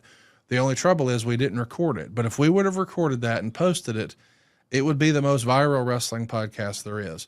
Well, eventually I convince him to let's just record a few for fun. How long was the eventually? How long did it take? Maybe 3 weeks. Really? Yeah, because he had just the way it actually happened is he had just launched a t-shirt store on ProWrestlingTees.com. So the idea would be if you were no longer contracted by WWE, but you still had a little bit of name recognition, think like $1 Million Man Ted DiBiase. Yeah. Then they were selling shirts that looked like the $1 Million Man's jacket. It's just a black t-shirt, but it looks like it. So it's just a fun, if you get it, it's retro wrestling, you get it. Well, he had some for his Brother Love character that he portrayed in 1988. And I said, here's the thing. I can sell some mortgages. You can sell some t-shirts. What's the downside? So we started doing the show, and before we knew it, we were getting hundreds of thousands of listens on every episode. How cool is that? And what's interesting is the day that show debuted, and that's really the one that put us on the map, and we won Sports Illustrated's Podcast of the Year and all that other stuff. That show debuted on the very same day I had my first date with my now wife. No so kidding. It's a pretty important day in the history of my life. Remember the date? August 3rd. Okay. August 3rd. Don't go down that road and not name That's the date. right. That's right. That's right. Well, that's very cool. And so how long did that one run? It's still going now. Oh, that's the one that's still going. What's interesting is we started in 2016, in August of 2016, and by February of 2019, Vince McMahon had called and hired him back to work in creative. And as we're talking now, he's the executive vice president and creative director of WWE. So depending on who you ask, he's one of the most 5 or 6 most influential people in wrestling. But it was our podcast that sort of was the foray in him getting back into it. So with the success of the Bruce Show, I said, hey, that was the WWF side of things. What if we did one for their biggest competitor, WCW? And I reached out to Tony Schiavone, who was on TBS from 1983 until 2001. Yeah. But then he left and started calling minor league baseball. And when I met him, he actually was working at Starbucks because his family needed insurance. And I said, hey, man, here's what I did with Bruce. I think, we could make some money here and raise the profile for you if you were interested. And the timing was perfect because he had just found out his daughter was getting married. He had a new wedding bill coming, and he's like, hey, let's do it. So we made a gentleman's agreement. I'll sell some mortgages, and I'll let you keep all the ad revenue until we get this wedding paid for. Well, when it was done, we just kind of assumed, well, is that the end of the podcast? And we did a podcast from the wedding reception where we announced, no, we're not canceling the podcast. We're going to keep it going. Well, when Tony Khan, whose father owns the Jacksonville Jaguars, decided he wanted to open his own wrestling league, he was a big listener to our podcast. So he reached out and said, can you get me in touch with Schiavone? I want him to do what he's doing for you, for us. So now every Wednesday night he's on TBS and every Saturday night he's on TNT. Isn't that Tony cool? Schiavone's back in wrestling. So Isn't that cool? It's super fun. It's just amazing. And you call it the accidental podcaster. Yes. I'll be honest with you. I don't think anything's an accident. I agree. And I don't think anything about what you described was accidental either. It's obvious your entrepreneurial spirit keeps kicking in. Oh yeah. I'm having a blast. Well, that also comes out. Let me ask you this. Podcasting ain't where it stops. No. Now you got a thing called StarCast. That's right. So StarCast is like legit and brings in people from all over the world and Comic-Con for wrestling. There you go. I mean, it's literally, it's a conference. It's multi-days long, and it brings in all the personalities and the crowds. And you just had one, didn't you? Or did you? Hey, all you Rightside ruffians out there, you are listening to Rightside Radio, solid conservative, just plain right.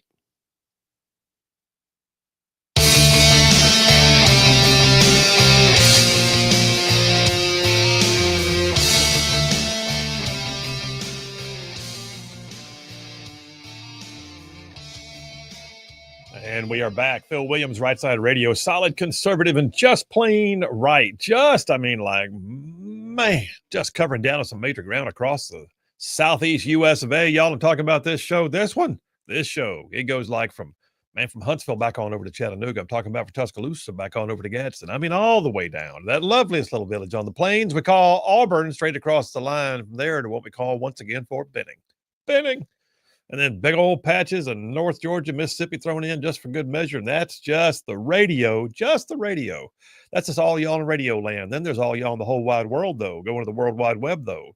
Looking up our live stream every single day. Looking inside the studio at places like X, YouTube, Rumble, Facebook, our website, rightsidemedia.org. And then all you podcasters who catch it after the fact, thank you. Thank you very much. Appreciate you more than you could possibly know. Got a story here. So I'm in the woke wars, Dipper number one, the woke wars. And we are trading blows, man. I mean, we're going back and forth. It's just full on onslaught. And then one day it's over here in court. Next day it's over here in the public square. And then over here, it's, this politician does that. And then the banks do this. And how about this one? We didn't win this one. This was maddening. So out at University of Wyoming, a group of sorority girls in Kappa Kappa Gamma, you may remember this, Kappa Kappa Gamma, they filed suit because they did not want that dude who claims he's a chick living in their sorority house. And by the way, once he got in the sorority house, he kind of made it real clear he was there for the moment to look at the ladies. That's all he's there for. He's a complete creeper living in the girls' house. And the bylaws, basically the national organization was giving these girls no help whatsoever. So here they are paying dues, paying rent, living in there, and this guy is like just apparently having a good time being in there with them, if you know what I mean. That being said, they filed suit and the court just dismissed their case. Dismissed it. Pray tell why. Pray tell why would he dismiss the case? U.S. District Judge Alan B. Johnson dismissed former University of Wyoming students' lawsuits against their sorority for allowing a biological male to join their group. The judge basically sounds like a complete lib tool, but the judge said this. He dismissed the former student's citation of the definition of women as cited by President Donald Trump's executive order in January as being adult human females, adding that the judge said he didn't even know what that meant. What? And then he said, we're not entirely sure what this definition means, not having a degree in biology. But even assuming this definition aligned with, if you are on the bench, if you're a jurist and you have to have a degree in biology to do anything, then guess what? You cannot even preside over cases where there's a murder. How would you know if that person who was drowned actually asphyxiated under the water? How would you know anything about a medical malpractice case? Come on, judge. Don't be just a complete tool. Anyway, says we're not entirely sure what the definition means, not having a degree in biology, but even assuming this definition aligned with the plaintiffs, it only applies to the executive branch's interpretation. It is not relevant to a world of private contracts. Okay, what the judge just said is, it's a private organization. I'm not going to interfere. He even said they have their own bylaws at the sorority. I am required, therefore, to leave Kappa Kappa alone. So the girls lost their suit. Now they have a right to appeal. Every state has a right to appeal. I'm sorry, not the state. This is federal. But they have a right to appeal within a certain amount of time. And the appeal process, the clock is ticking right now. We'll see if they do. Just like the Scottish axe girl incident of girls crying for help from their government for protection from dudes that are, in this case, like you said, it was pretty blatant. Like the dude was just pretending to be a girl to be a creep and creep on the girls. And yet they cry to their government for help. And yet we got weak men who are more interested in virtue signaling than actually doing anything. And I said on my morning drive this morning that this is such a first world problem. Yes. The third world does not think of these things.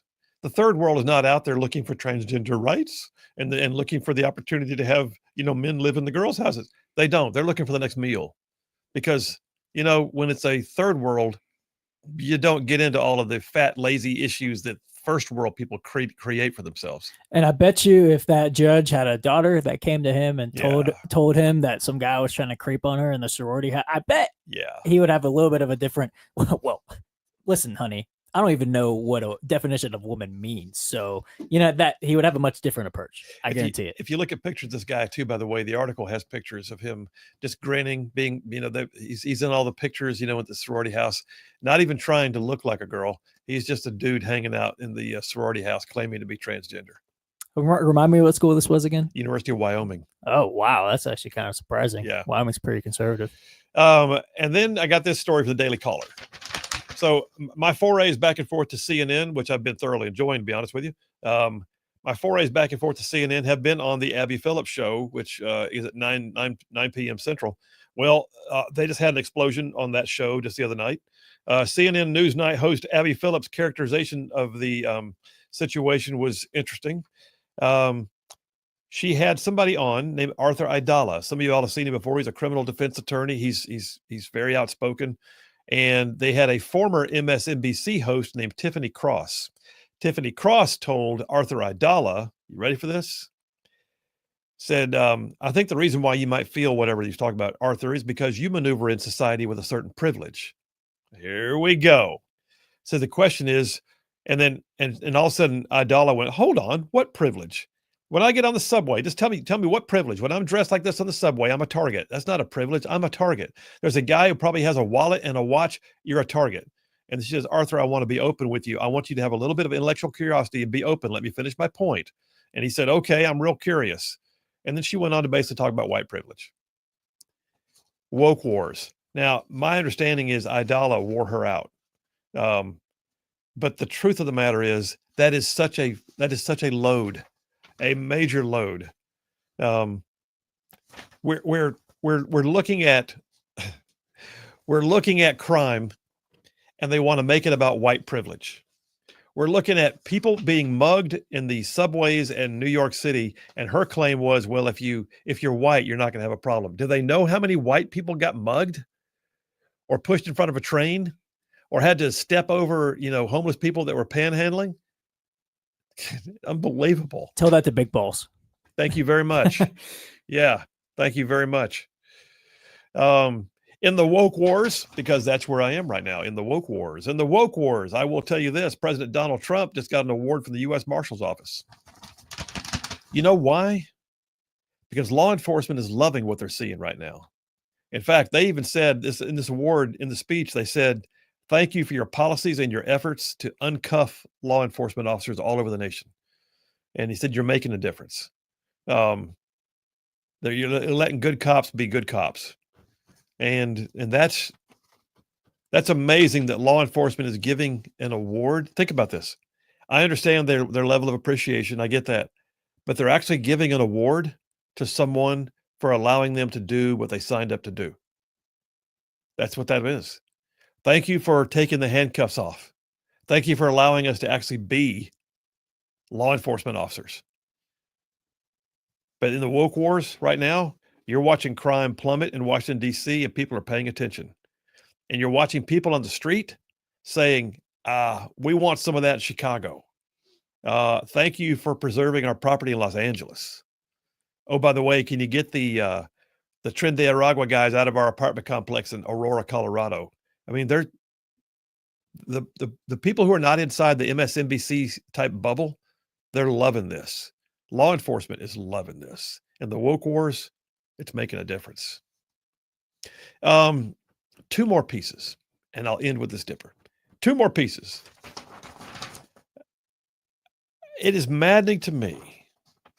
In the woke wars, we are fighting back right now over states that do ridiculous stuff like Washington, New Mexico, and California do, where they give commercial driver's licenses. Come on!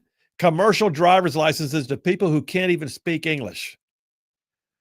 Just the other day, we had three Floridians were killed when an illegal immigrant who doesn't even speak English, named Harjinder Singh, got a CDL from California and Washington State, and then tried to make an illegal U-turn in the middle of the interstate, and 3 people died as a result of it. Transportation Secretary Sean Duffy has said that they are about to force states like Washington, New Mexico, and California to comply with federal law on language requirements, or they're going to be facing some major loss of revenue through the grants that the DOT brings. So you want to pave some roads, California? Hey, you want some infrastructure for your airstrips? You want your rural airports to get the next grant? You want some of that stuff that happens when you put in, transponders and those kind of things that cost so much money? Yeah, guess what? You're not getting any DOT money until you start straightening up on the issue of commercial driver's licenses. There's the rule. And then the last one I got for woke wars, because y'all, we are trading some blows. You remember the judge up in Milwaukee who tried to usher the illegal alien out of her courtroom through the back door so they wouldn't get caught by ICE? Hannah Dugan? That's her, Hannah Dugan. Well, a federal judge who had actually been appointed by Obama denied her motion to dismiss, rejected it outright, if you will, and basically told her, no, you're in this case.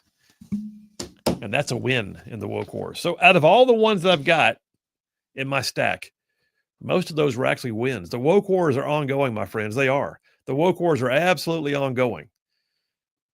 Do not think for a second that we're not getting stuff done, because my gosh, it's a daily. It's a daily. All right, that's woke wars. We're taking a break right now. We'll come right back. I got a bunch of text messages. You got something to say? Text it in, 833-687-4448. That's 833-68-RIGHT. Y'all stay tuned. We will be right back. Coming up, that's right. This July, and right next to where the Cowboys play, it's actually where the Rangers play at Globe Life Field. There's a hotel right in that same Well, how did this start? You lot. went from podcasts and now you're doing conferences. What's the genesis of that? Well, it's a great story. The major league in wrestling for years and years and years, since 2001, had been WWE and pretty much WWE only. And the leading journalist, we'll call it like what Mel Kiper is to the NFL draft, in the wrestling space, his name's Dave Meltzer. And he has a newsletter called the Wrestling Observer Newsletter. And Dusty Rhodes, another famous old school wrestler, his youngest son, Cody, had grown frustrated with WWE Creative. So he quit. Probably a $500,000 a year job, and bet on himself, saying, I think I can do better outside the tent. So he was hitting the indies and doing well. But a fan asked Dave Meltzer of the Wrestling Observer Newsletter on Twitter, do you think anyone outside of WWE could ever sell a 10,000-seat arena in the United States again? And Dave said, nope, I don't see it. And Cody couldn't help himself, being the son of a legend like the American Dream, Dusty Rhodes, and says, I'll take that bet, Dave.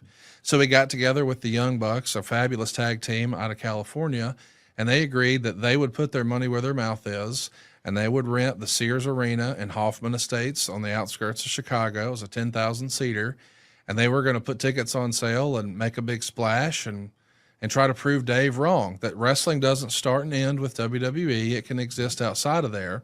Well, I got engaged that January, and we did it in Mexico. The engagement, I mean, when I say did it. So I bump into Cody at International Baggage Claim. He's coming back from like the Japanese equivalent of WrestleMania. It happens on January 4th every year in Tokyo at the Tokyo Dome. It's called Wrestle Kingdom for New Japan Pro Wrestling. So he's trying to be low key. He's in a hoodie, but I saw him and he saw me, but we wind up texting each other like, hey, good to see you, that sort of thing. And I took my shot. I said, hey, man, I know you guys are planning a big show. You haven't announced any details yet, but people are going to piggyback you around your event, and they're going to have ancillary events, smaller independent wrestling events, little conventions with legends or meet and greets and that sort of thing. Yeah. What if you just co-opted me and I created like a convention based around wrestling podcasters? So you would sort of co-opt all the media and coverage for your event and make it feel bigger. What year are we talking about? 2018. Okay. So we could do, weigh-ins and press conferences. And I just want to make your event feel bigger than just the one, hey, we're going to the arena for this 3-hour event and that's it. Let's make it a whole destination for wrestling fans for the weekend. He loved the idea. I asked that I put it on paper so he could show Matt and Nick of the Young Bucks. They loved it. Asked a fourth partner, Kenny Omega, who at the time was the New Japan World Champion. He liked it. So we launched it, and what we created was like the Woodstock of wrestling. I have to admit, I did not know what I was doing, but that's how all business is at first. You're just trying to figure it out as you go. Ain't that the truth? So we didn't know what we didn't know, and I probably sold too many tickets. You were probably better off not knowing, as a matter of fact, going into it. Absolutely. To some degree. Not knowing led to me creating some stuff that other people have copied, and some stuff they didn't copy, and thankfully was never repeated because it didn't work. But that's how you learn. You do A and B testing, and we do more of what works and less of what doesn't. So did they win the bet on the first one? Did they fill the arena? They sold it out in a half hour. Didn't take any time at all. We set all kinds of records, and the idea was that was sort of proof of concept for Tony Khan, who I mentioned owns the Jaguars, Right. to create his own company called All Elite Wrestling. So that happened on September 1st, 2018. And on January 1st, 2019, they announced that Cody Rhodes, Kenny Omega, and the Young Bucks had just formed their brand new company with Tony Khan called All Elite Wrestling, which is where my buddies Jeff Jarrett, Jim Ross, and Tony Schiavone, that I'll do all their podcasts, they're all with AEW now. And I don't know, without All In, that AEW would even exist. So to know that I was even remotely involved in any of that. And then when Tony did the little kickoff announcement saying, hey, we're creating a new rival league and our top star is going to be Chris Jericho, that was a big surprise because he's a well-established name. Yeah. He wanted to host a rally outside of the Jaguar Stadium in Jacksonville in the parking lot. And he called me to host it and MC it. And I'm like, I'm a mortgage guy from Gunnersville. Why am I here? I'm like the Forrest Gump of wrestling, but I got to do it and jumped at the chance. That's what you are. You're the Forrest Gump of wrestling. I am. I'm you don't even realize how much you've touched. You just keep on touching. I guess. You got any Dr. Pepper around here? Somewhere. Right? A box of chocolates. Just want to say this. Megan is not Jenny. I just need to get that on the record. Nothing like Jenny or Jenny. But maybe that makes Cassio my Bubba. That's what it is. I like that. It's got to be. I like that. So let me ask you.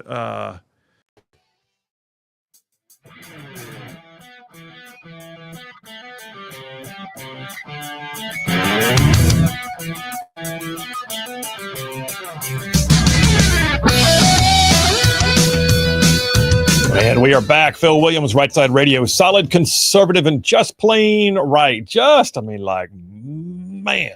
making common sense like a superpower. Pulling pins on truth grenades. That's what we're doing. Got a bunch of text messages in here I'm going to be getting to momentarily, but let me just tell you guys. So my friends at 1819 News have got it going on. They've come up with something that I think is very, very cool. You're going to want to think about this. So listen, they've got an event coming up on November 14th. It's their annual big fundraising dinner. Keep in mind that 1819 News is an actual 501c3. They're a nonprofit organization. And so they raise money every year. They have a big dinner. It's called the Albert Patterson Gala. And this year, the keynote speaker is none other than Tucker Carlson, which is very cool. So yeah, Tucker Carlson, keynote speaker that night. But one of the things they got going on in conjunction with it is they are giving away an opportunity to win a $20,000 stay at Mar-a-Lago. That's cool.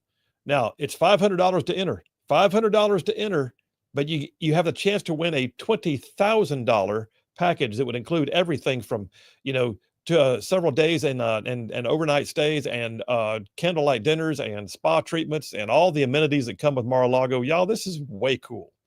You need to check it out. If you want to go get more details, or if you want to go ahead and just get your chance in the hopper, all you got to do is go to 1819news.com/raffle.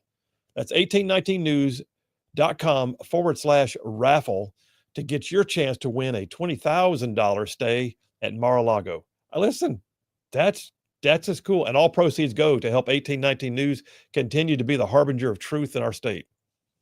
All right, let me get some text messages and get caught up on some of them. Let's see what we got here. Steve from Huntsville says, Colonel, look up where the government in England banned the Union Jack flag.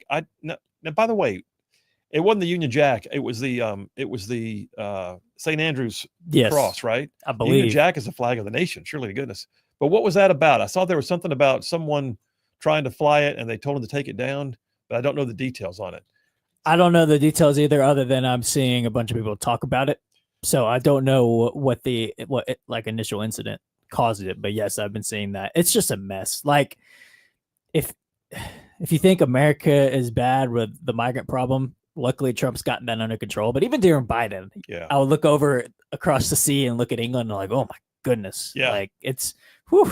And Australia. Yes. And Canada. The whole Commonwealth is going to just Hades in a handbasket. But they're trying to do that here in America. And well, let's just say of the two, America won the war against England. So maybe it's harder to do that over here than it is over there. I'll say that. You know what? The difference is we have actual rights. Yes, sure. That's one of the things is we have actual rights. They struggle to get around that whole pesky Constitution. Exactly. With its Bill of Rights. And the Second Amendment. Yes, indeed. Stephen from Athens says, upon reflection about the Cracker Barrel situation, I now believe it was all a publicity stunt. As Trump said, they got $1 billion worth of free publicity, so we'll see. That is an interesting thought. I thought about that myself. What if it was a scam? But I don't think it was. No, if you look at the people involved, it definitely was not a scam. Okay. If you take it as totality, yeah. No. Paul from Huntsville says, you need a machete in Australia to protect yourself from the wild. Oh, we got that already. Then he says, President Trump should go put on a Cracker Barrel apron and wait tables like he did at McDonald's drive-thru. That would be hilarious. Or if they'd let him. They'd probably have a duck. their corporate culture is not real strong on the conservative side of things, if you know what I mean. Which is funny because it's Cracker Barrel. It's Cracker Barrel. Kenneth from Somerville says, had already quit Cracker Barrel years ago when they started using powdered eggs, not quality food anymore. They use powdered. Stop it. Stop saying these things right now. It's one thing to say they're going to change the logo and go woke, but don't you talk about them using fake eggs. That can't be true. I don't want to know it. Kenny from Meltmont says, until Cracker Barrel abandons their DEI and LGBTQ activism, fixes the decline of their food quality, and retrains the serving staff, I will not give them a thin dime. That's fair. Listen, that's the thing. You got to build the better mousetrap. You got to be the better business. You got to be the place that people want to go. There's give them a reason to show up. But yeah. So Kenny, I get it. We actually haven't been much lately because we felt like we were getting kind of the same. Like there's always empty tables and yet you can't get seated. And then your food comes in smaller portions than it used to. And just anyway. I think the last time I tried to go to Cracker Barrel, I tried to go to the one off the Parkway in Huntsville, right across the street from the the mall, and it was closed temporarily because they didn't have enough people. Like they were closed until they could hire some more people to work there. Was that a post-COVID thing where they're trying to get people back to work? It was like in 2022, 2023. Yeah. So wow. I guess post-COVID, but I mean, Cracker Barrel has been struggling with that. It's kind of hard to work from home and wait tables. Yeah, I guess that would be kind of hard. Wait tables through Zoom. Jeez. Joe in Tennessee says, Scottish descendant here, the law in the woke British world needs to be tapped with a shillelagh. Okay. He said, may the girls beat back the Pakistanis, Trinidad, Agua, MS-13, and other human scum. Get right with the right. All right, Joe. Appreciate you, man. Don't beat around the bush. Tell us how you feel. And then Jeff from Indiana says, what's he saying? Read the text before it. Oh, the text before it. I'm sorry. He says, Phil, I always thought CDL licenses were basically uniform under federal law because we all have to take the same test and drive under the same federal law, like, certain things like a DUI. He says, I hold a CDL. I can only blow over an 03. It's a DUI no matter what vehicle I'm in. Okay. And then he says, the legal alcohol limit. Why are we talking about legal alcohol limits? I guess what he's trying to say, there's a federal law that's uniform across the board, but not all of them. Is that what he's saying? I guess so. Also, too, I don't know if you saw, but the Singh guy, if you look at his test with the CDL, he couldn't tell what several traffic signs were. He did not do well on the CDL, and I don't know how he passed it to begin with. Come on. But then, on top of that, he could barely speak English, wasn't even here legally. It's what in the world? Yeah. Lisa from Tanner says, Buc-ee's uses powdered eggs too. Stop it. Stop it right now. Don't you talk about our Buc-ee's. I mean, we almost lost Cracker Barrel. We can't lose Buc-ee's too. That's just not good. All right, coming up next, we're gonna have the Grand Council. So the Grand Council every single week with my brethren Jeff Poor and Dale Jackson, where we jump on the phone together. We ping each other with questions and just see where the chips fall. It always flies by, but I enjoy it thoroughly every single time. They've been doing it longer than I have. We just jump on in and hang on. Phil Williams, Rightside Radio. Y'all stay tuned. We'll be right back. From podcasting, so-called accidentally. Yeah. That grew into more and more podcasting. That's right. That grew into success with launching other podcasts, then StarCast. And you've also, oh, by the way, had a gig on Vice TV. Well, that was, again, wrestling related. Sure. But there's a fabulous show called Dark Side of the Ring. Right. And before it was launched, they invited Bruce and I into their studios in New York to do a screener of their very first episode, the pilot, you might call it, about Bruiser Brody. And we loved it. And so Bruce and Eric and everybody else I was working with, I sort of closed the gap and helped facilitate some of those guests. And I still do. If I have a number on someone they can't find, and just really believe in what Evan and Jason have been doing with that series. So during the pandemic, there was an appetite for more of that content. So they wanted to do something called Dark Side of the Ring Confidential, where they aired clips that had never been seen before, and we added some more context to the behind the scenes of the creation of that. So they asked us right in the middle of the pandemic to shoot this at the former ECW Arena in South Philadelphia. So Cassio and I jumped in my car and drove all the way up there because we didn't want to fly because this is the COVID era. So here we are slipping around in a car that doesn't have four-wheel drive, driving on iced over streets with really just sheets of ice, hoping, is that the Airbnb they put us up in? Because at the time, we're not even staying in hotels. It was really crazy, but we did it and it was a blast. And yeah, I never imagined that I would be on television. Like, guys who look and sound like me are not supposed to be on television, but there I was, thankful for the opportunity. Well, I mean, this has been a cool walk, obviously. Oh yeah, and still is. I Yes. mean, and I don't know if it's been a walk or a run or both, but at times both. yeah. But then you got a call in 2023. Yes, and you have now been inducted into the Pro Wrestling Hall of Fame. Yeah, in Waterloo, Iowa. What the heck? I can't believe it. Like, you know, they have an award there called the Gordon Soley Award, who's arguably the dean of professional wrestling, just one of the greatest voices and commentary professionals, play-by-play in the history of wrestling. So he was the first recipient, and the second recipient was what I consider the real voice of wrestling of my generation, Jim Ross. Okay. And when they had a committee and they voted on who should be the next to receive the award, they chose me. And at that point, I had never actually worked for a wrestling organization beyond my WWE Network TV show. And I kind of thought, are you sure? Like, there's so many other worthwhile and worthy individuals. But they asked, and I answered and said yes. And to my surprise, Bruce agreed to come in and give my induction speech and introduce me. And even more added pressure, I thought, hey, I'm the nobody. So at least we'll get it out of the way early, and then we can go to dinner. No, they wanted me to go last. And now it's like you have all this pressure of everyone looking at it. It's like, I'm not even supposed to be here. And like, now for our keynote speaker. Right. And I'm not even a wrestler. I've never taken a bump, as they call it in the wrestling ring. I shouldn't be up here.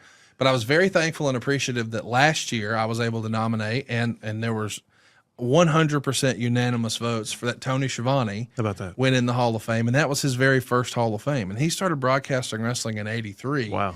And to think I may have had a hand in nominating him to go into the Hall of Fame in 2024 was just surreal. So You're very just thankful. you're just gumping again. Gumping, man. You're just gumping the entire I'm time. gumping it. By the way, shout out to Waterloo, Iowa. It's the Thez and Tragos Hall of Fame, the Dan Gable Museum in Waterloo, Iowa. It's going down this July. I'll be there again. This year, Eric Bischoff's going in. So I'm pumped about that. Is there a special jacket? Do you wear like a Ric Flair robe? What do you wear when you go to an award ceremony? No, like that? I mean, I think they want you to wear a suit, but they do give you a cool plaque, and your name is displayed there in the museum. And I mean, just the idea that I'm in a professional wrestling Hall of Fame as the mortgage That is guy. very If cool. you could tell 7-year-old me that, it would blow his mind. It'd be the coolest thing ever. That is absolutely very cool.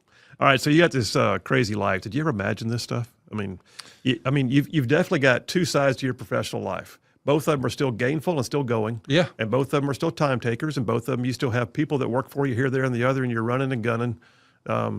Did you ever imagine? I mean, where'd you come from? Where did Conrad Thompson was he come out of the womb as an entrepreneur, or did something happen? What got you to the point that you are able to step into entrepreneurship with this kind of brash boldness that you seem to project right now?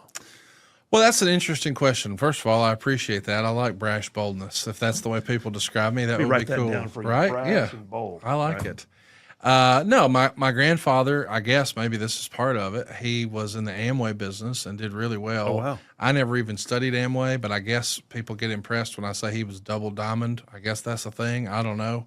But I guess he did pretty well at that. And then, unfortunately, he and my grandmother got divorced, and things were never the same for either of them after that. But my mom partnered with my grandmother, and they started a domiciliary. You and I, being country folks, might call it an old folks home, where they're not quite ready to go to, full-time care like a nursing home, but they do need somebody to just help them around the house and that sort of thing.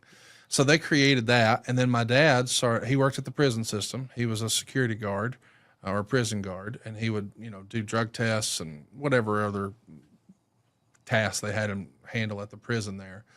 But that wasn't enough. They needed more income. So Dad started selling insurance part-time, and then he started selling vacuum cleaners part-time, and that proved to be more lucrative. And eventually my dad was earning far more money selling vacuum cleaners in the evenings and on weekends than he was working for the state as a security guard at the prison.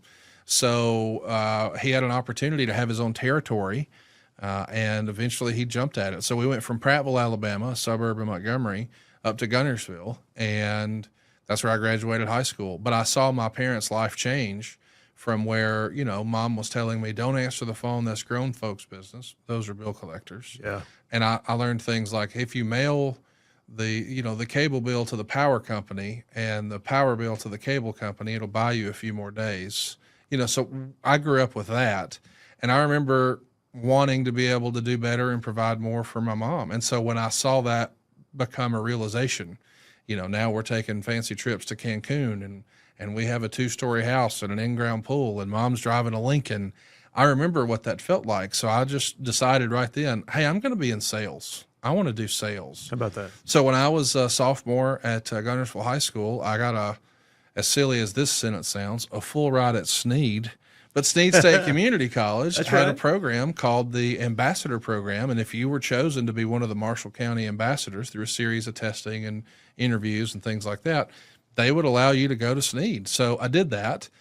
And in 2000, Van Scott, who was my business professor, and I had so many classes with him, he said something along the lines of, now, folks, if you keep your nose clean and you keep your head down, some of you in this room could earn up to $35,000 a year. Which sounded like money. But I reached in my book bag at the end of class, and I realized here we are in September. Just plain right. Well, it's that time of the week. You know it is. Wednesdays, hump day. We hear the camel at the beginning of the show. That means somewhere around the beginning of hour number 3, we jump on into a thing we call the Grand Council, where I bring in 2 of my brethren in talk radio.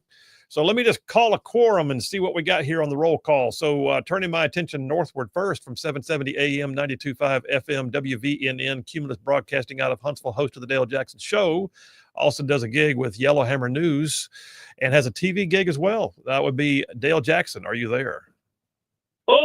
You are. Stand at ease. All right. And then turning southward to the far end, down there on the Gulf of America, FM Talk 106.5, host of the Jeff Poor Show. Oh, by the way, editor-in-chief of 1819 News. And yeah, also does stuff with Lanyap, Breitbart, and whatever else.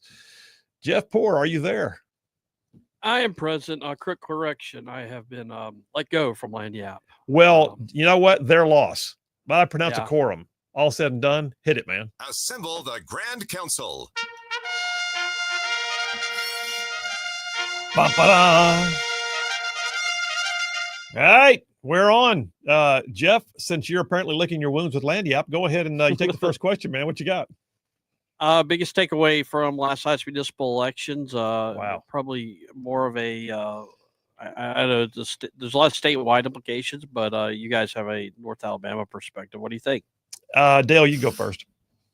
Well, I think you got a lot of new mayors around the state, and you can run through there, and a lot of them are those Big Ten mayoral cartel they have. You got Madison, Decatur really, I think, is one of the more important ones. I know it's kind of maybe a smaller story, but they had a chance to go with one of the city council members who had been causing all of the problems at the city council, Billy Jackson. He was a bit of the issue with this whole Steve Perkins thing. He just got absolutely trounced. So he's done off the city council altogether, which is good for the city. And I think it sends a message that the city did not like the way it was being handled in all those protests, which have kind of mired the city's reputation. That's the biggest one in North Alabama, I think. Status quo in Madison probably, and in Athens. So, yeah, I think that's the biggest story. Yeah, and then North Central Alabama, too, you got, of course, Woodfin ran away with the race, which I thought it would be closer than it was, I'll be honest with you. And granted, that's an all-blue race. Pretty much all blue. But that was one where, at the very least, I thought Wandling Gavan had made enough noise to not be in third place. I thought that was a little interesting. But I look at the Woodfin record, which has not been great. The city is struggling. The city has gone down in its census since he took office. The city has got crime rate through the roof. They're even talking about intervening from Montgomery to square away the crime issues. And yet he got 72% of the vote, if I'm not mistaken. And I find that to be just another example of stupid is as stupid does. And if you keep voting these people in, you're going to keep getting more of the same. So that was a huge one in the Big Ten. Your thoughts, Jeff? What do you got? I would put, I think, a lot of Birmingham races. Obviously, Mobile had a slight surprise last night with Spiro Charagotis doing as well as he did. And then Barbara Drummond, everybody thought would be a lock. And the question was, would she get 50%, or would she get close to 50% and make it hard for the sort of the Republican or white candidate in Mobile to compete, but she only got like 34%. Yeah. She really struggled. So, but I think this Hoover story is pretty big with Frank Mercado losing. I agree about Birmingham. And there's some council races. Mountain Brook's very interesting. That swung once people started figuring out who one of the candidates, David Silverstein, kind of a big Democrat financier, Yeah. in a lot of the statewide politics. He lost last night. But on the other hand, Homewood went blue, pretty blue last night. So I think those are some takeaways there.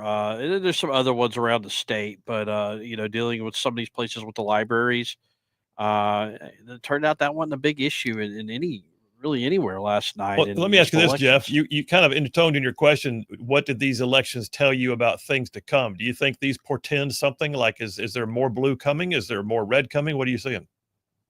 Alabama's a very tribal place. And I'll tell you something else, Senator, what I was looking for was turnout. Yeah. Turnout varied wildly from municipality to municipality. There was no consistent theme.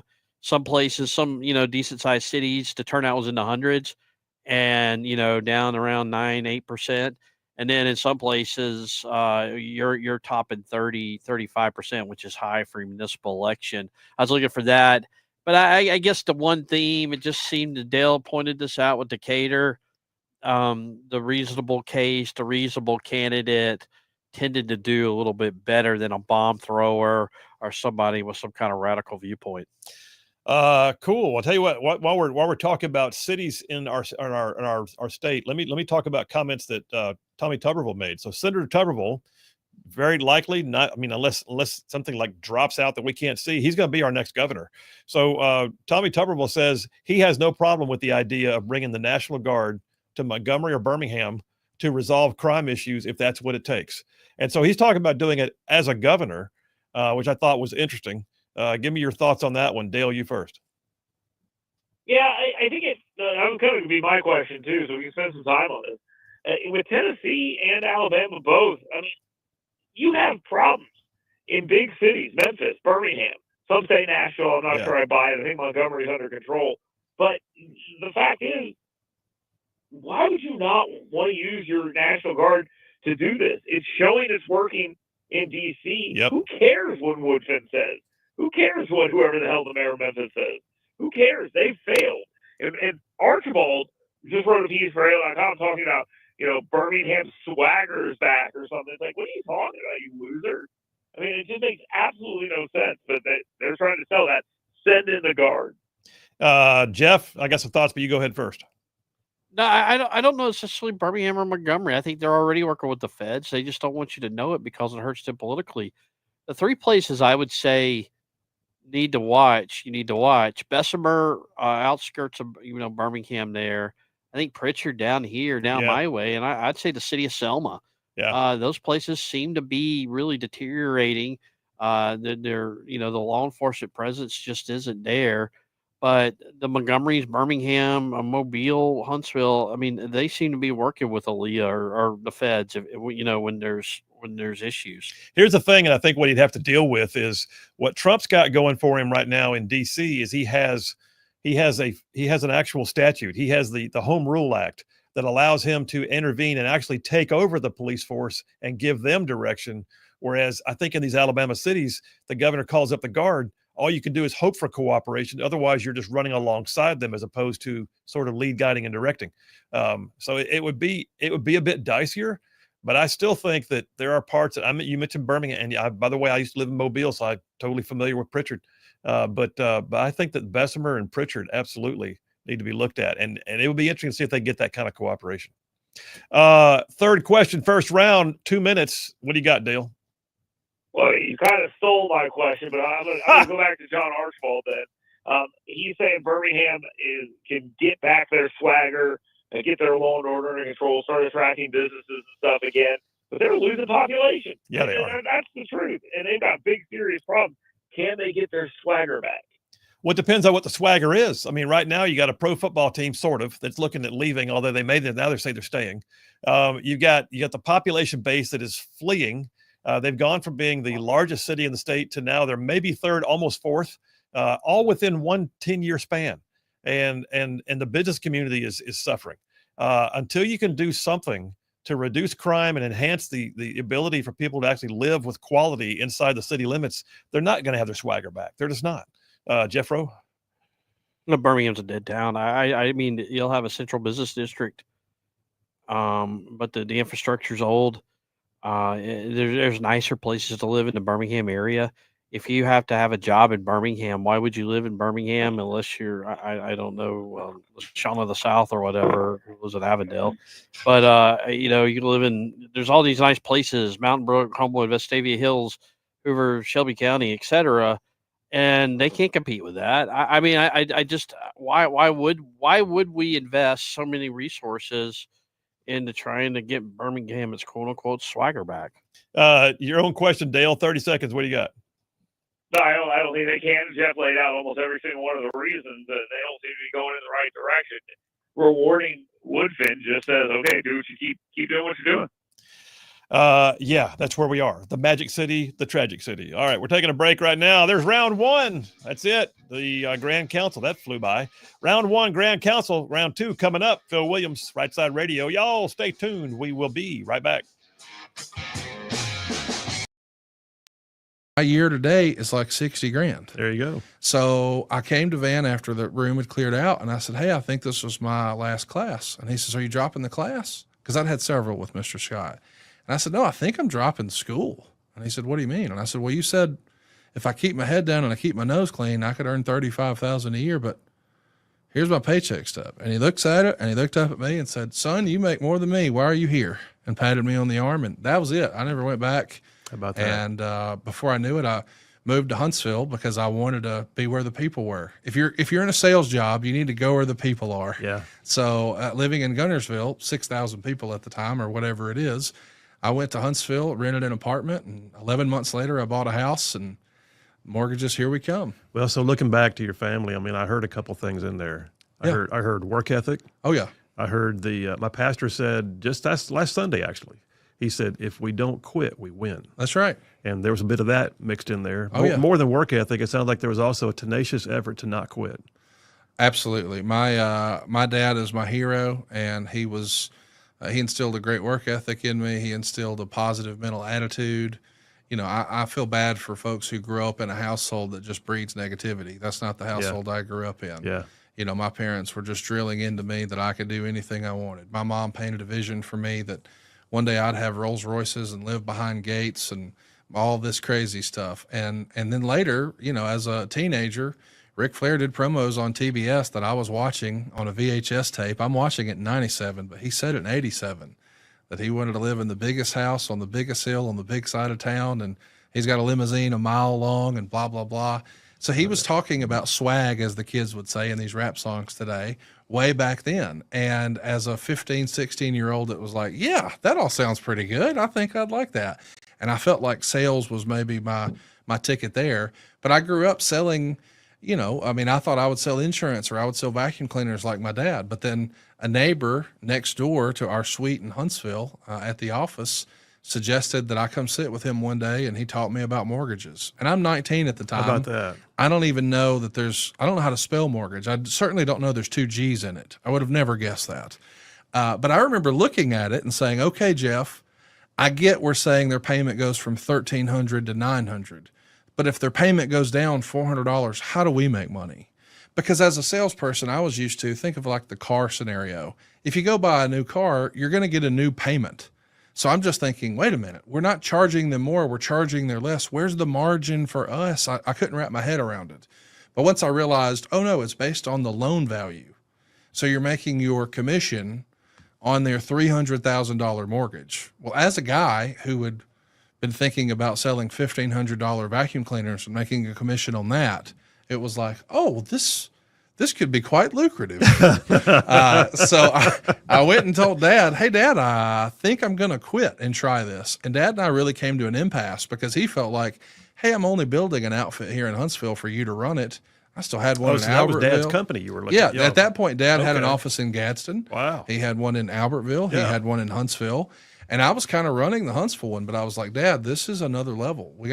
So Dad didn't see it. And Dad thought, it was not going to be nearly as lucrative as it was, but it afforded me the opportunity to buy my first house and buy my first Rolex. And when I was a kid, I had to have an Escalade, all that silly stuff. So about a year later, Dad was like, so how do you make money with this? So eventually I got Mom in, I got Dad in, I got my cousins in, I got my uncle in, and I started First Family Mortgage because it really was everybody, my sister's here, everybody's here. So it was a fun way to sort of share that with my parents. I mean, their lifelong dream had always been to own a place in Panama City. And as I'm sitting here with you today, I can say they did it. And it was because of the mortgage business. So it's all been a positive, really fun story, man. How about that? That is way cool. Well, listen, so all these different parts of your life. Yeah. So what's your mode? I mean, do you sleep late? Do you get up early? Are you the guy who's like already scheming before the crack of dawn, or are you the guy who works to the wee hours of the night and then sleeps till 10? What's your mode? I mean, how do you structure your day to get all this done? Well, my wife decided a couple of years ago she wanted to get into fitness, so she's training for competitions all the time. Wow! So I went from being the first person up to now she is. She's up at 3:30 in the morning and at the gym by 4. No kidding. As you may have been able to tell, I am not there at 4 in the morning. I am still asleep. But no, I'm up every day before 7 and getting after it. I always usually try to have an 8 a.m. appointment somewhere. Today it was about our big convention in Dallas. But at 9 o'clock, I did a podcast from 9 to 11. I jumped in my car, came straight here to you. Yeah. I've guessed that our show would be about 90 minutes. So I have a 1:30 as soon as.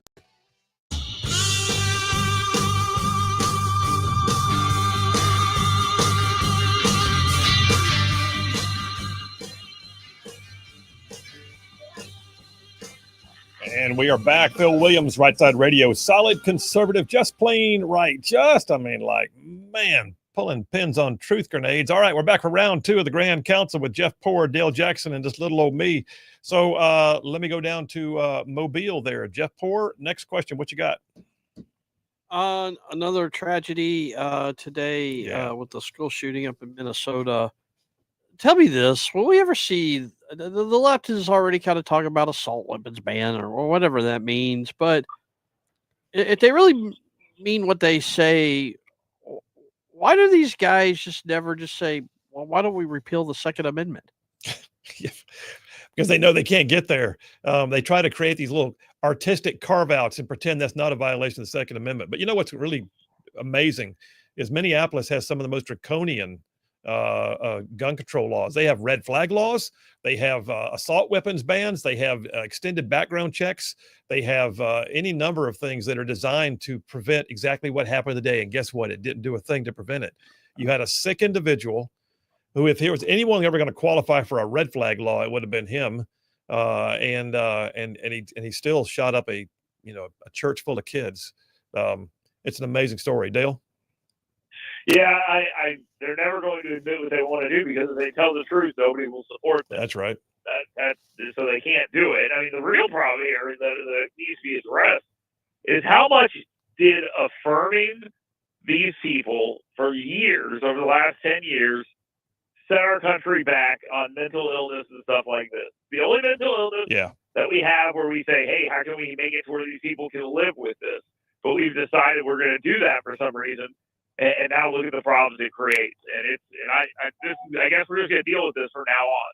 And that's just how it is, because these people are out of their damn minds and we're treating them like they're normal, and they're not. Yeah, I mean, the reality is there is no other mental illness in the world where you're required to join them in the mental illness as part of their so-called affirming healing than this, transgenderism. Everything else is required to help them get out of it. In this case, they daggone well want you to jump on in it with them. It makes no sense. The whole thing is a psychosis. Jeff, your own question. What's your thoughts? Well, the measures, it's always looking for a solution. And we talked about the mental illness aspects of it. And I don't know what the answer is there either, but it's always something to do with taking guns. Republicans just need to, we're never going to do what they want to do because we have a Second Amendment in this country. There's legal precedent. It goes to court. Their silly ideas get knocked down because of the Second Amendment every time. And I think it's something that Republicans just need to call them out on. call them out on, and then hold the line on, and just don't let them get away with it. All right, I tell you what, I got the next question. This one is a total aside. So in the Senate, I mean, among others, we got Marsha Blackburn and Tommy Tuberville, very conservative, both running for state offices now, leaving the Senate. In the House, we got Barry Moore, Chip Roy, Byron Donalds, Ralph Norman, all from the Freedom Caucus. Are we watching a conservative drain? Are the conservatives leaving DC? And what does that mean for us? Jeff, you first. I'm okay with this. I mean, I get it. You're right about a conservative drain, but there's always like it feels like that they're pretty good in the House Freedom Caucus of restaffing or restocking or reloading even. There's always going to be somebody. But some of these guys are probably better suited for state government, and then in the long run, that will be a net benefit to the country. But you're right. I mean, I think Jim Jordan, guys like that, the House Freedom Caucus types need to be very, very cautious here, be very aware, and recruit very good candidates. Yeah, they're going to have to. I mean, like Barry Moore, of course, we know personally, but the Chip Roy, I mean, he's going to be hell on wheels as an AG if he gets elected. But he's going to be a loss for the ability he takes to stand on things up in DC. Well, Dale, what are your thoughts? I mean, Go ahead. Real quick, I was going to say, but think about it, Senator. Having him as AG in Texas is probably more of a net benefit than him in the House as sort of a mid to backbencher. It may sure enough be. Dale, your own thoughts on this? Well, I think you guys are right. I mean, they're going to refill with people who are generally of the same mindset. They're coming from the same districts, obviously, and hopefully that's where that goes. But yeah, you guys are right. They need to go. Maybe going back to their districts is good. It'll be interesting to see who steps in and fills in for guys like Tuberville. Obviously, Marsha Blackburn gets to pick her own person, so she'll pick someone who's probably like-minded as well. Last question, Dale. 2 minutes. What do you got? I got two questions. One is strictly for you, Senator Williams. Let me ask you: Can you do the RFK Pete Hegseth challenge? Could you get that done? Could you do 50 100 push-ups? Push-ups, no problem. I haven't done a pull-up, and I can't tell you when. So give me time to practice, and I'll find out. The sheriff of Madison County said the exact same thing, and done a pull-up in forever. That's the exact thing. He said the other question is similar, but not really. Arnold Schwarzenegger says he's going to fight Pete Hegseth on this redistricting stuff. Does he have the stroke to do that? Is he still relevant? Wait, Pete Hegseth? You mean you talking about he's going to fight Gavin Newsom? Thank you. I was going to say, I'm not sure. Yeah, I mean, I think it's interesting. You got the Governator going against the Gavinator, and I think that's funny. I think it would also be truly the alpha male versus the beta male. So if anybody can make hay out of this, it's going to be a former governor of California reminding people what's really good. And he's also a Republican, even though he's not always a super conservative. Jeff? He's a has-been. I'm a little offended I didn't get asked about the pull-ups and the push-ups. I already know the answer. You didn't even offer your own assessment, physical fitness here either. But I think I'm more than happy to do this with you two if you'd like. Let's just give it a shot. I just want to know, Dale, are you going to get in the ring with Raja Jackson anytime soon? No, I'm not going to be doing that. No, that's an insane story. I cannot believe that's happened the way. I can't believe he's not in jail. Yeah, hopefully that's coming. But anyway. All right, fellas. Wow, that was it. Great job. Appreciate you. And I love the fact that we got video now. So Jeff Poor, Dale Jackson, thank you very much. Grand Council every Wednesday at top of hour number 3. That's some fascinating stuff. And now I got to try pull-ups. I got to go back and do pull-ups. It's been a while. I used to crank them out, but dang, dude, I'm old. Why is he challenging the old guy? Hey, pull-ups are hard for me too. I mean, it's just hard in general. Well, there you have it. Phil Williams, Rightside Radio. We'll be right back. For my ride back, and then I've got a 2:30 right behind that, and then I'll pick up a professional wrestler flying in from Mexico at the Huntsville International Airport tonight at 6:45.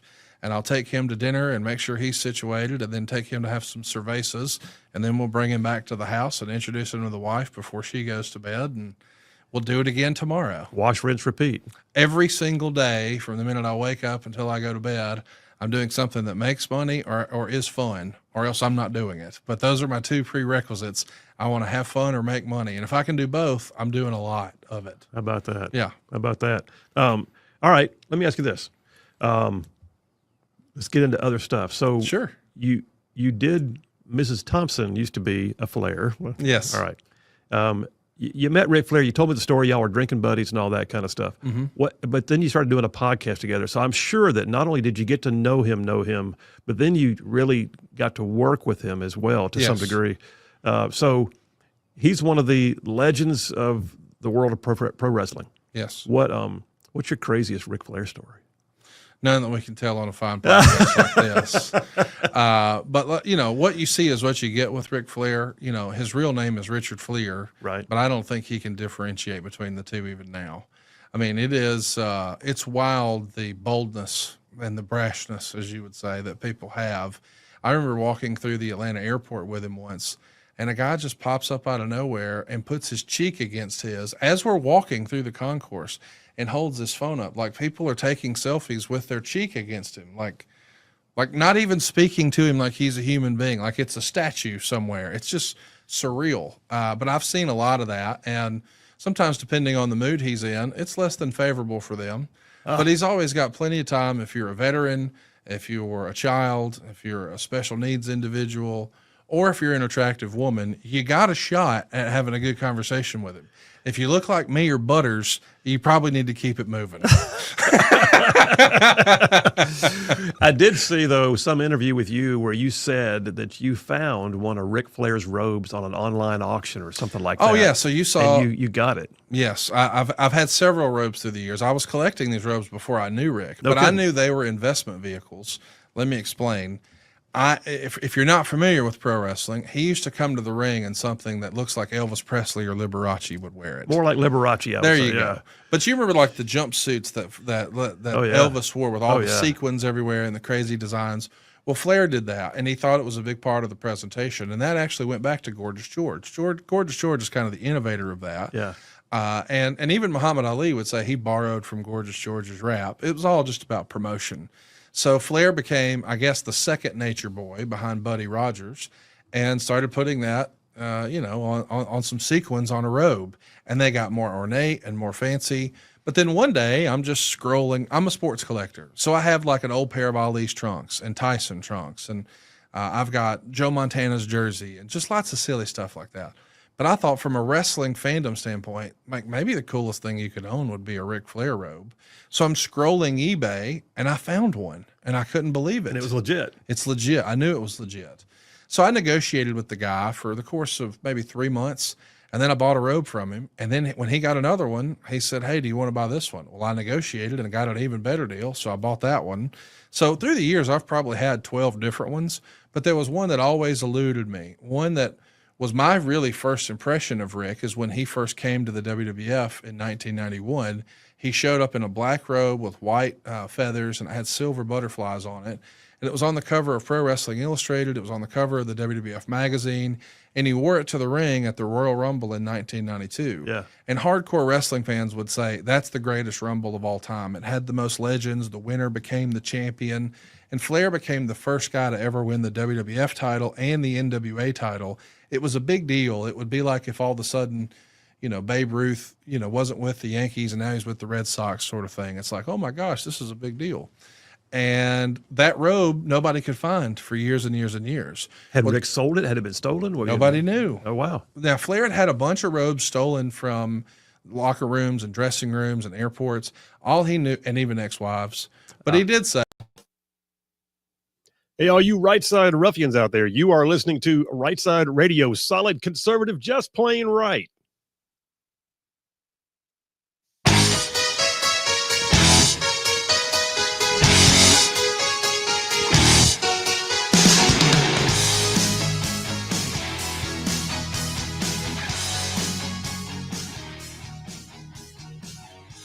And we are back. Phil Williams, Rightside Radio, solid conservative and just plain right. Just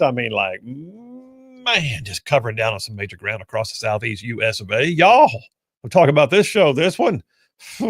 I mean, from Huntsville back over to Chattanooga, talking about from Tuscaloosa back over to Gadsden. I mean, all the way down to that loveliest little village on the plains we call Auburn, straight across the line from there to what we call now, once again, Fort Benning. Benning! Big old patches of North Georgia and Mississippi thrown in, too, just for good measure. Oh, by the way, that's just the radio. Then there's all y'all out there in the whole wide world going to the World Wide Web. Going to places like X, YouTube, Rumble, Facebook, and our website, rightsidemedia.org. And yeah, just tuning in on the live stream daily. And then all you podcasters who check in on after the fact, listen, we love all of y'all, every single one of you. Love all y'all. Love you. We know where you're at. We appreciate it. The fact you catch the show in a variety of ways doesn't matter. It just means the world to us that you're there. So thank you very much. Hey, text lines are open. Final half hour of the show, 833-687-4448. That's 833-68-RIGHT. Text it, call it. That's the number for both. Listen, I got to tell you, on our website, one of the things you might want to check out real quick, I'm just going to point this out, just like a shameless plug. You ready? Shameless plug. Our shop, our merchandise. We got good stuff, y'all, like good stuff. In fact, we may be restocking here very soon because we've been selling a lot of good stuff. But if you go to the shop tab on rightsidemedia.org, you'll find T-shirts, hats, coffee mugs, stickers, and you'll also find, oh, by the way, our famous Ben Shot glasses, custom made for us by a company called Ben Shot. They're highball glasses that literally have a .308 round, a bullet embedded in the glass, and they have the custom engraved logo, Right Side Media Bulletproof Influence. I'm loving it. These are great. You need to check them out. All this is on our website, rightsidemedia.org, at the shop tab. Get you some merchandise. Natalie handles the merchandise here at Rightside. She'll have it in the mail to you within days. And yeah, there's good stuff. And JP is actually showing it on the screen right now. Thank you for doing that. You are amazing at what you do. Text lines, real quick. I'll get a few of those and I'll give you some last thoughts on one of my dippers here. Dave from Capshaw says, Phil, if Cracker Barrel uses powdered eggs, how do they make them sunny side up or even over easy? You know what? He makes a good point. That's true. Silly they think they did powdered eggs. We just need Dave from Buc-ee's to let us know if they used powdered eggs when he worked there. Better not be. That's the real conspiracy here. Come on. That's just wrong. Yes. Joe in Tennessee says gender dysphoria is a mental disease according to DSM-5. Yes, there you go. The libs just changed the name of it. There you go. John from Huntsville. Phil, I know you can do push-ups and pull-ups way better than Dale. John from Huntsville. Listen, like I said, push-ups, no problem. I do them regularly. It's part of my routines. But yeah, I mean, I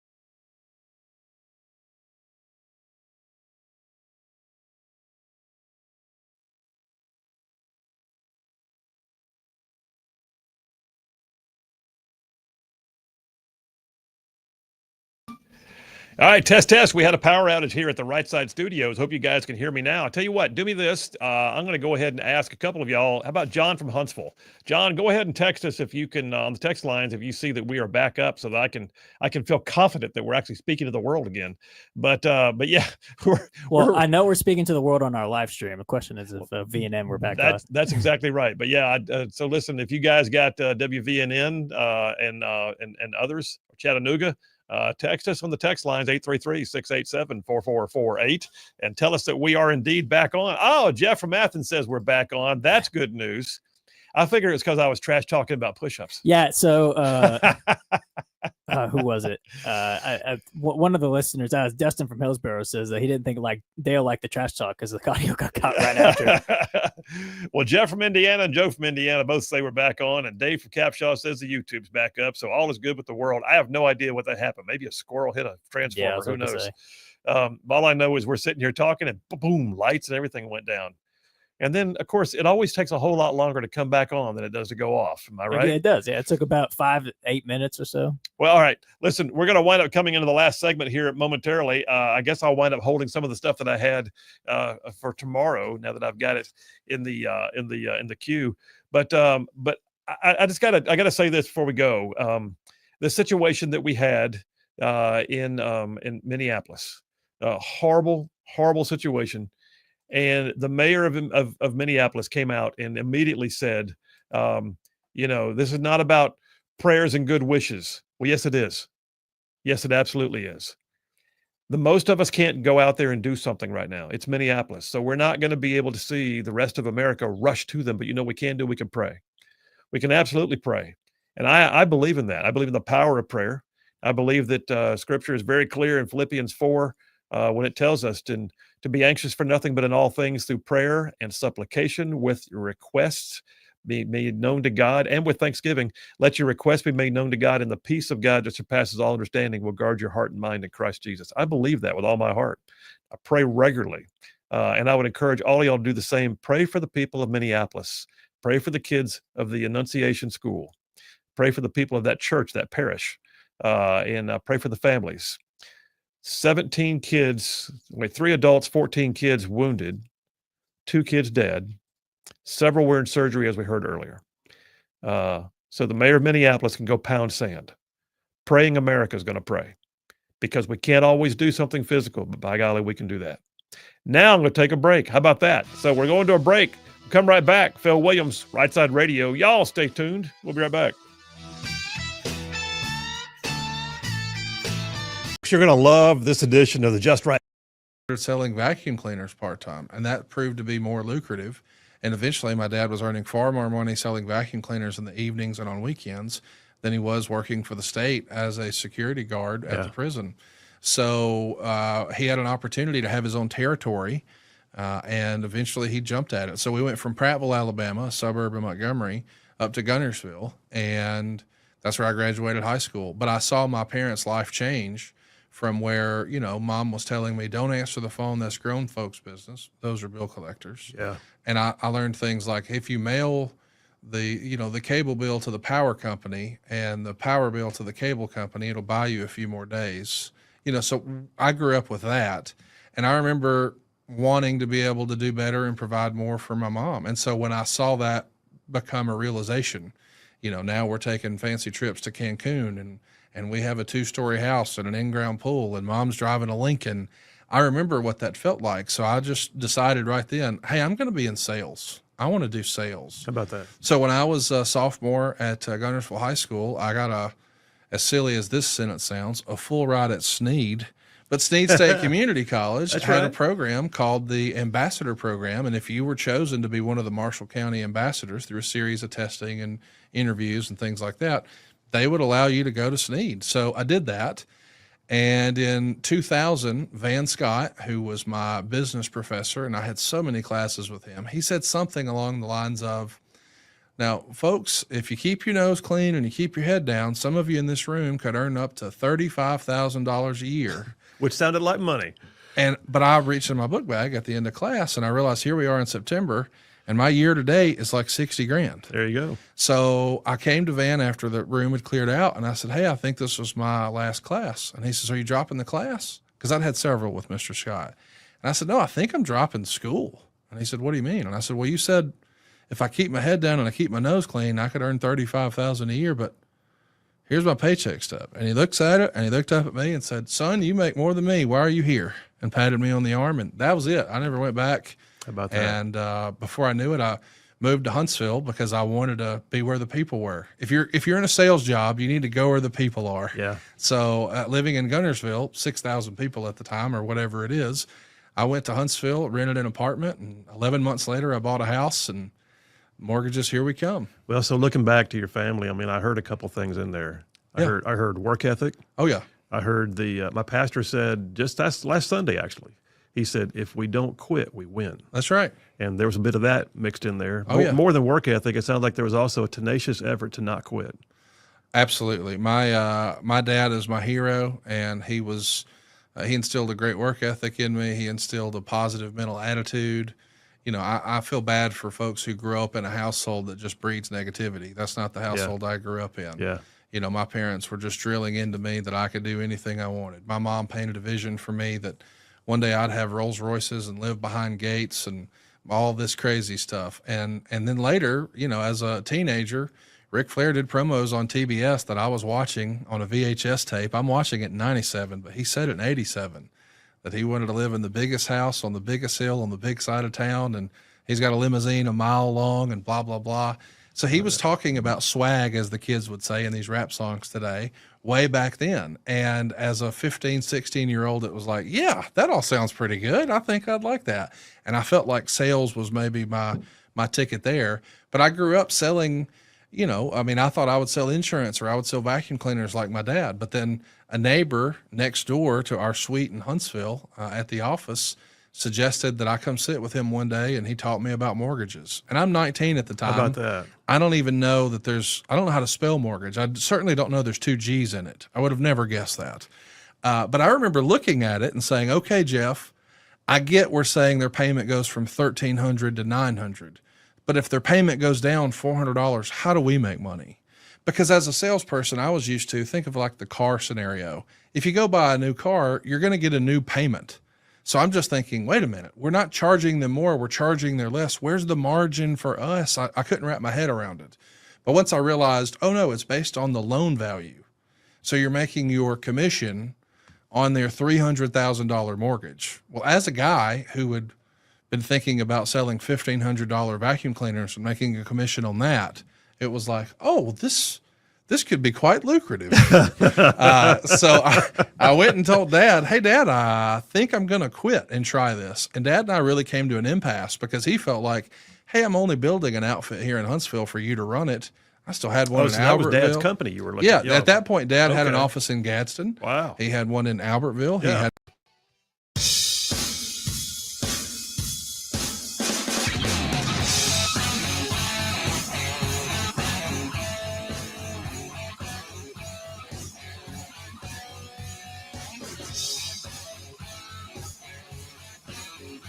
And we are back. Phil Williams, Rightside Radio, solid, conservative, and just plain right. Making common sense like a superpower. Bulletproof influence. That's what it is. Thank you to all of you who chimed in when we asked you to, please, to let us know that we were back on the air. I see Dustin, Joe, Dave, Champ, Ben, TL, David, Jeff, and James all letting us know that we were back on the air. Thank you very much. Quick text, James from Arab says, I guess this is talking about the shooter up in Minneapolis. Says, why do parents sign off on their kids' destructive delusions? Girls wanted to look like boys. Boys wanted to join the girls' dance team in the band. My goodness. He said, you're the captain of their ship. If you love your kids, sometimes you got to tell them no. Take steps to correct them back into reality before they completely destroy themselves and destroy innocent others. Listen, you're exactly right, James. And part of my eclectic resume is I spent 10 years working professionally with kids in adolescent treatment center, in counseling, and in ministry. And I'm going to tell you that sometimes the kids definitely had their own issues that were self-generated. But other times it was just, if we could shake some sense into the parents, the kids would be so much better off. Saw it all the time. And it's true. John from Huntsville gave the grades already. Says Dale and Jeff get a solid A for their equally fantastic performance. Phil gets an A+ for his excellent performance, which means today's winner is obviously the magnificent JP with an A++. And I hope you join my pick'em group. If I got to create a Yahoo account, then I guess I will. But I wish there was a way around that. But jump on in where you can and hang on, dude. I also had one more. Where'd it go? Was it Jeff from Athens? Yeah, Jeff from Athens says, should President Trump declare trans shooters a terrorist group? I don't think they band together as a terrorist organization, but I think there's definitely a mental illness that needs to be addressed. There's that. Let me go to the phones right now. Jeff Rowe from Indiana. Hey, buddy, how are you? I'm doing real well. I'm already past Bowling Green, heading north. Stop it. Are you real? No, don't stop it. Keep going. But yeah, wow. I'm going. you made good time today, dude. Oh, yeah. So what is the what you can do when you keep it on a good day? What is the one-way trip? How much is one way of your trip take? Well, one way of my trip's at least 5. At least 5 hours? Or just everybody gets off their street and lets me on through. Wow, that's a ton of driving every single day. This truck will run 68 miles an hour top end, and it's 300 miles one way. Wow. Do that. Well, yeah, that was algebra you just asked me to do, and that was never my forte. If a train leaves New York on Sunday, and that's not counting the hills, I got to pull about 30 mile an hour. Wow. Well, when you're deadheading, do you go better than when you're loaded up? Oh yeah, but I'm loaded both ways. Oh, are you? Okay, wow. All right. Well, listen, that's enough of that. Tell me what your thoughts are about the things we talked about today. On this transgender shooter up there. Yeah. Why does liberalism attract mentally ill people? I think it's because there are a lot of them are mentally ill to start with. I would say that's probably true. If you'll notice, like when Joe Biden, when Trump got elected, you see so many memes of people screaming and just losing their mind and going crazy, and whenever Biden got elected, we didn't see none of that. I like to see somebody that was a conservative on the ground screaming at the sky, and I just didn't see that anywhere. No, you're right. And what's interesting here, you bring up a point, is that most of the liberal progressive side of things involves so-called finding your own truth and not accepting norms. And when you get in, and I realize there's times when you push limits in life, I get it, but when you have no absolutes, that means everything is gray. And it's a whole lot harder to deal with life when everything's gray and you have nothing to stand on. It leaves you just basically floating in the winds, and things happen and they just happen and you just deal with it. But when you have absolutes, when you have left and right limits on your life, that yes and that no is a whole lot easier to deal with than a maybe. And so I really think that a big part of liberal progressive troubles is because they have nothing to stand on. It's all gray. It's just follow your own truth, and that's why. I mean, if you take what this person had written on the guns and everything, it's all hatred. He hated the Jews, he hated Christianity, he hated Trump. Yeah, and he just so hated these people that he had to go out and shoot innocent children as part of his rage, apparently. Yeah, that just I think the left is an evil thing. And they don't really realize it. They think they're doing the good for the world, I think, but it's truly evil what they preach. It absolutely is, and that's why when you have the absence of truth, the only thing you can have left there is a lie. And so when they like I've said on the show multiple times, one of my favorite quotes is Margaret Thatcher. She used to say that the truth usually is the same old story, which means that's right. Truth doesn't change. Truth is truth. And when you remove truth from the equation, all you've got left is lies and ambiguities, and that destroys people's sense of well-being and confidence. And that's I'm not saying that like I'm sorry for them. That's a self-inflicted wound. But the fact is, that's why the left is so unstable. Yeah, I mean, like I say, I don't get it. Like how they got all the black vote and everything when they're good at manipulating people, I guess, because if you ask someone who isn't in the know and hasn't been taught that, they would say, "Oh, the Republicans were the Ku Klux Klan, and Lincoln was a slave owner." And it's just the opposite. It's amazing. It's amazing that they don't have a clue of history. Yeah. It's you know what? That's again, they have no absolutes whatsoever to include history. All right, listen, man. I'm about to hit the milestone here. We gotta take it for the day. You be safe on the road. Glad you made good time. We'll have you on again tomorrow, buddy. All right, buddy. You all have a good one. All right, man. You too. You too. Absolutely. Yeah, I will just tell you again. And in fact, I see Cliff from Athens has texted in. I'll let him say it. He says, no absolutes equals relativism. That's right. If everything's relative, nothing's certain. And it leaves you any number of problems. Shag Nasty, the atheist, checks in, says, liberal here. Haven't decided if conservatism is rooted in evil or stupidity, but probably both. Well, Shag, last I checked, conservatism is usually grounded in what I would call truth and principle and absolute. Y'all are the ones that keep saying, go follow your own truth, which means there is no truth. And then Dave from Capshaw says, Jeff asked why liberalism attracts crazies. That's why they're called democrats. Well, okay, there's that. Listen, man, I'm telling you right now, I will be praying for the people of Minneapolis. I pray that you will too. It is absolutely imperative, and I do believe that prayer works. I believe that it does, and I think it also means something. And like I said, you may not be able to be up there physically doing something, but you can do that. So give them all the prayers you can send. Right now, I'll just go ahead and say, hey, by the way, there's more of us than there are of them. Oh, by the way, yes, God is still on his throne. And yeah, y'all stay in the fight. We'll see you tomorrow.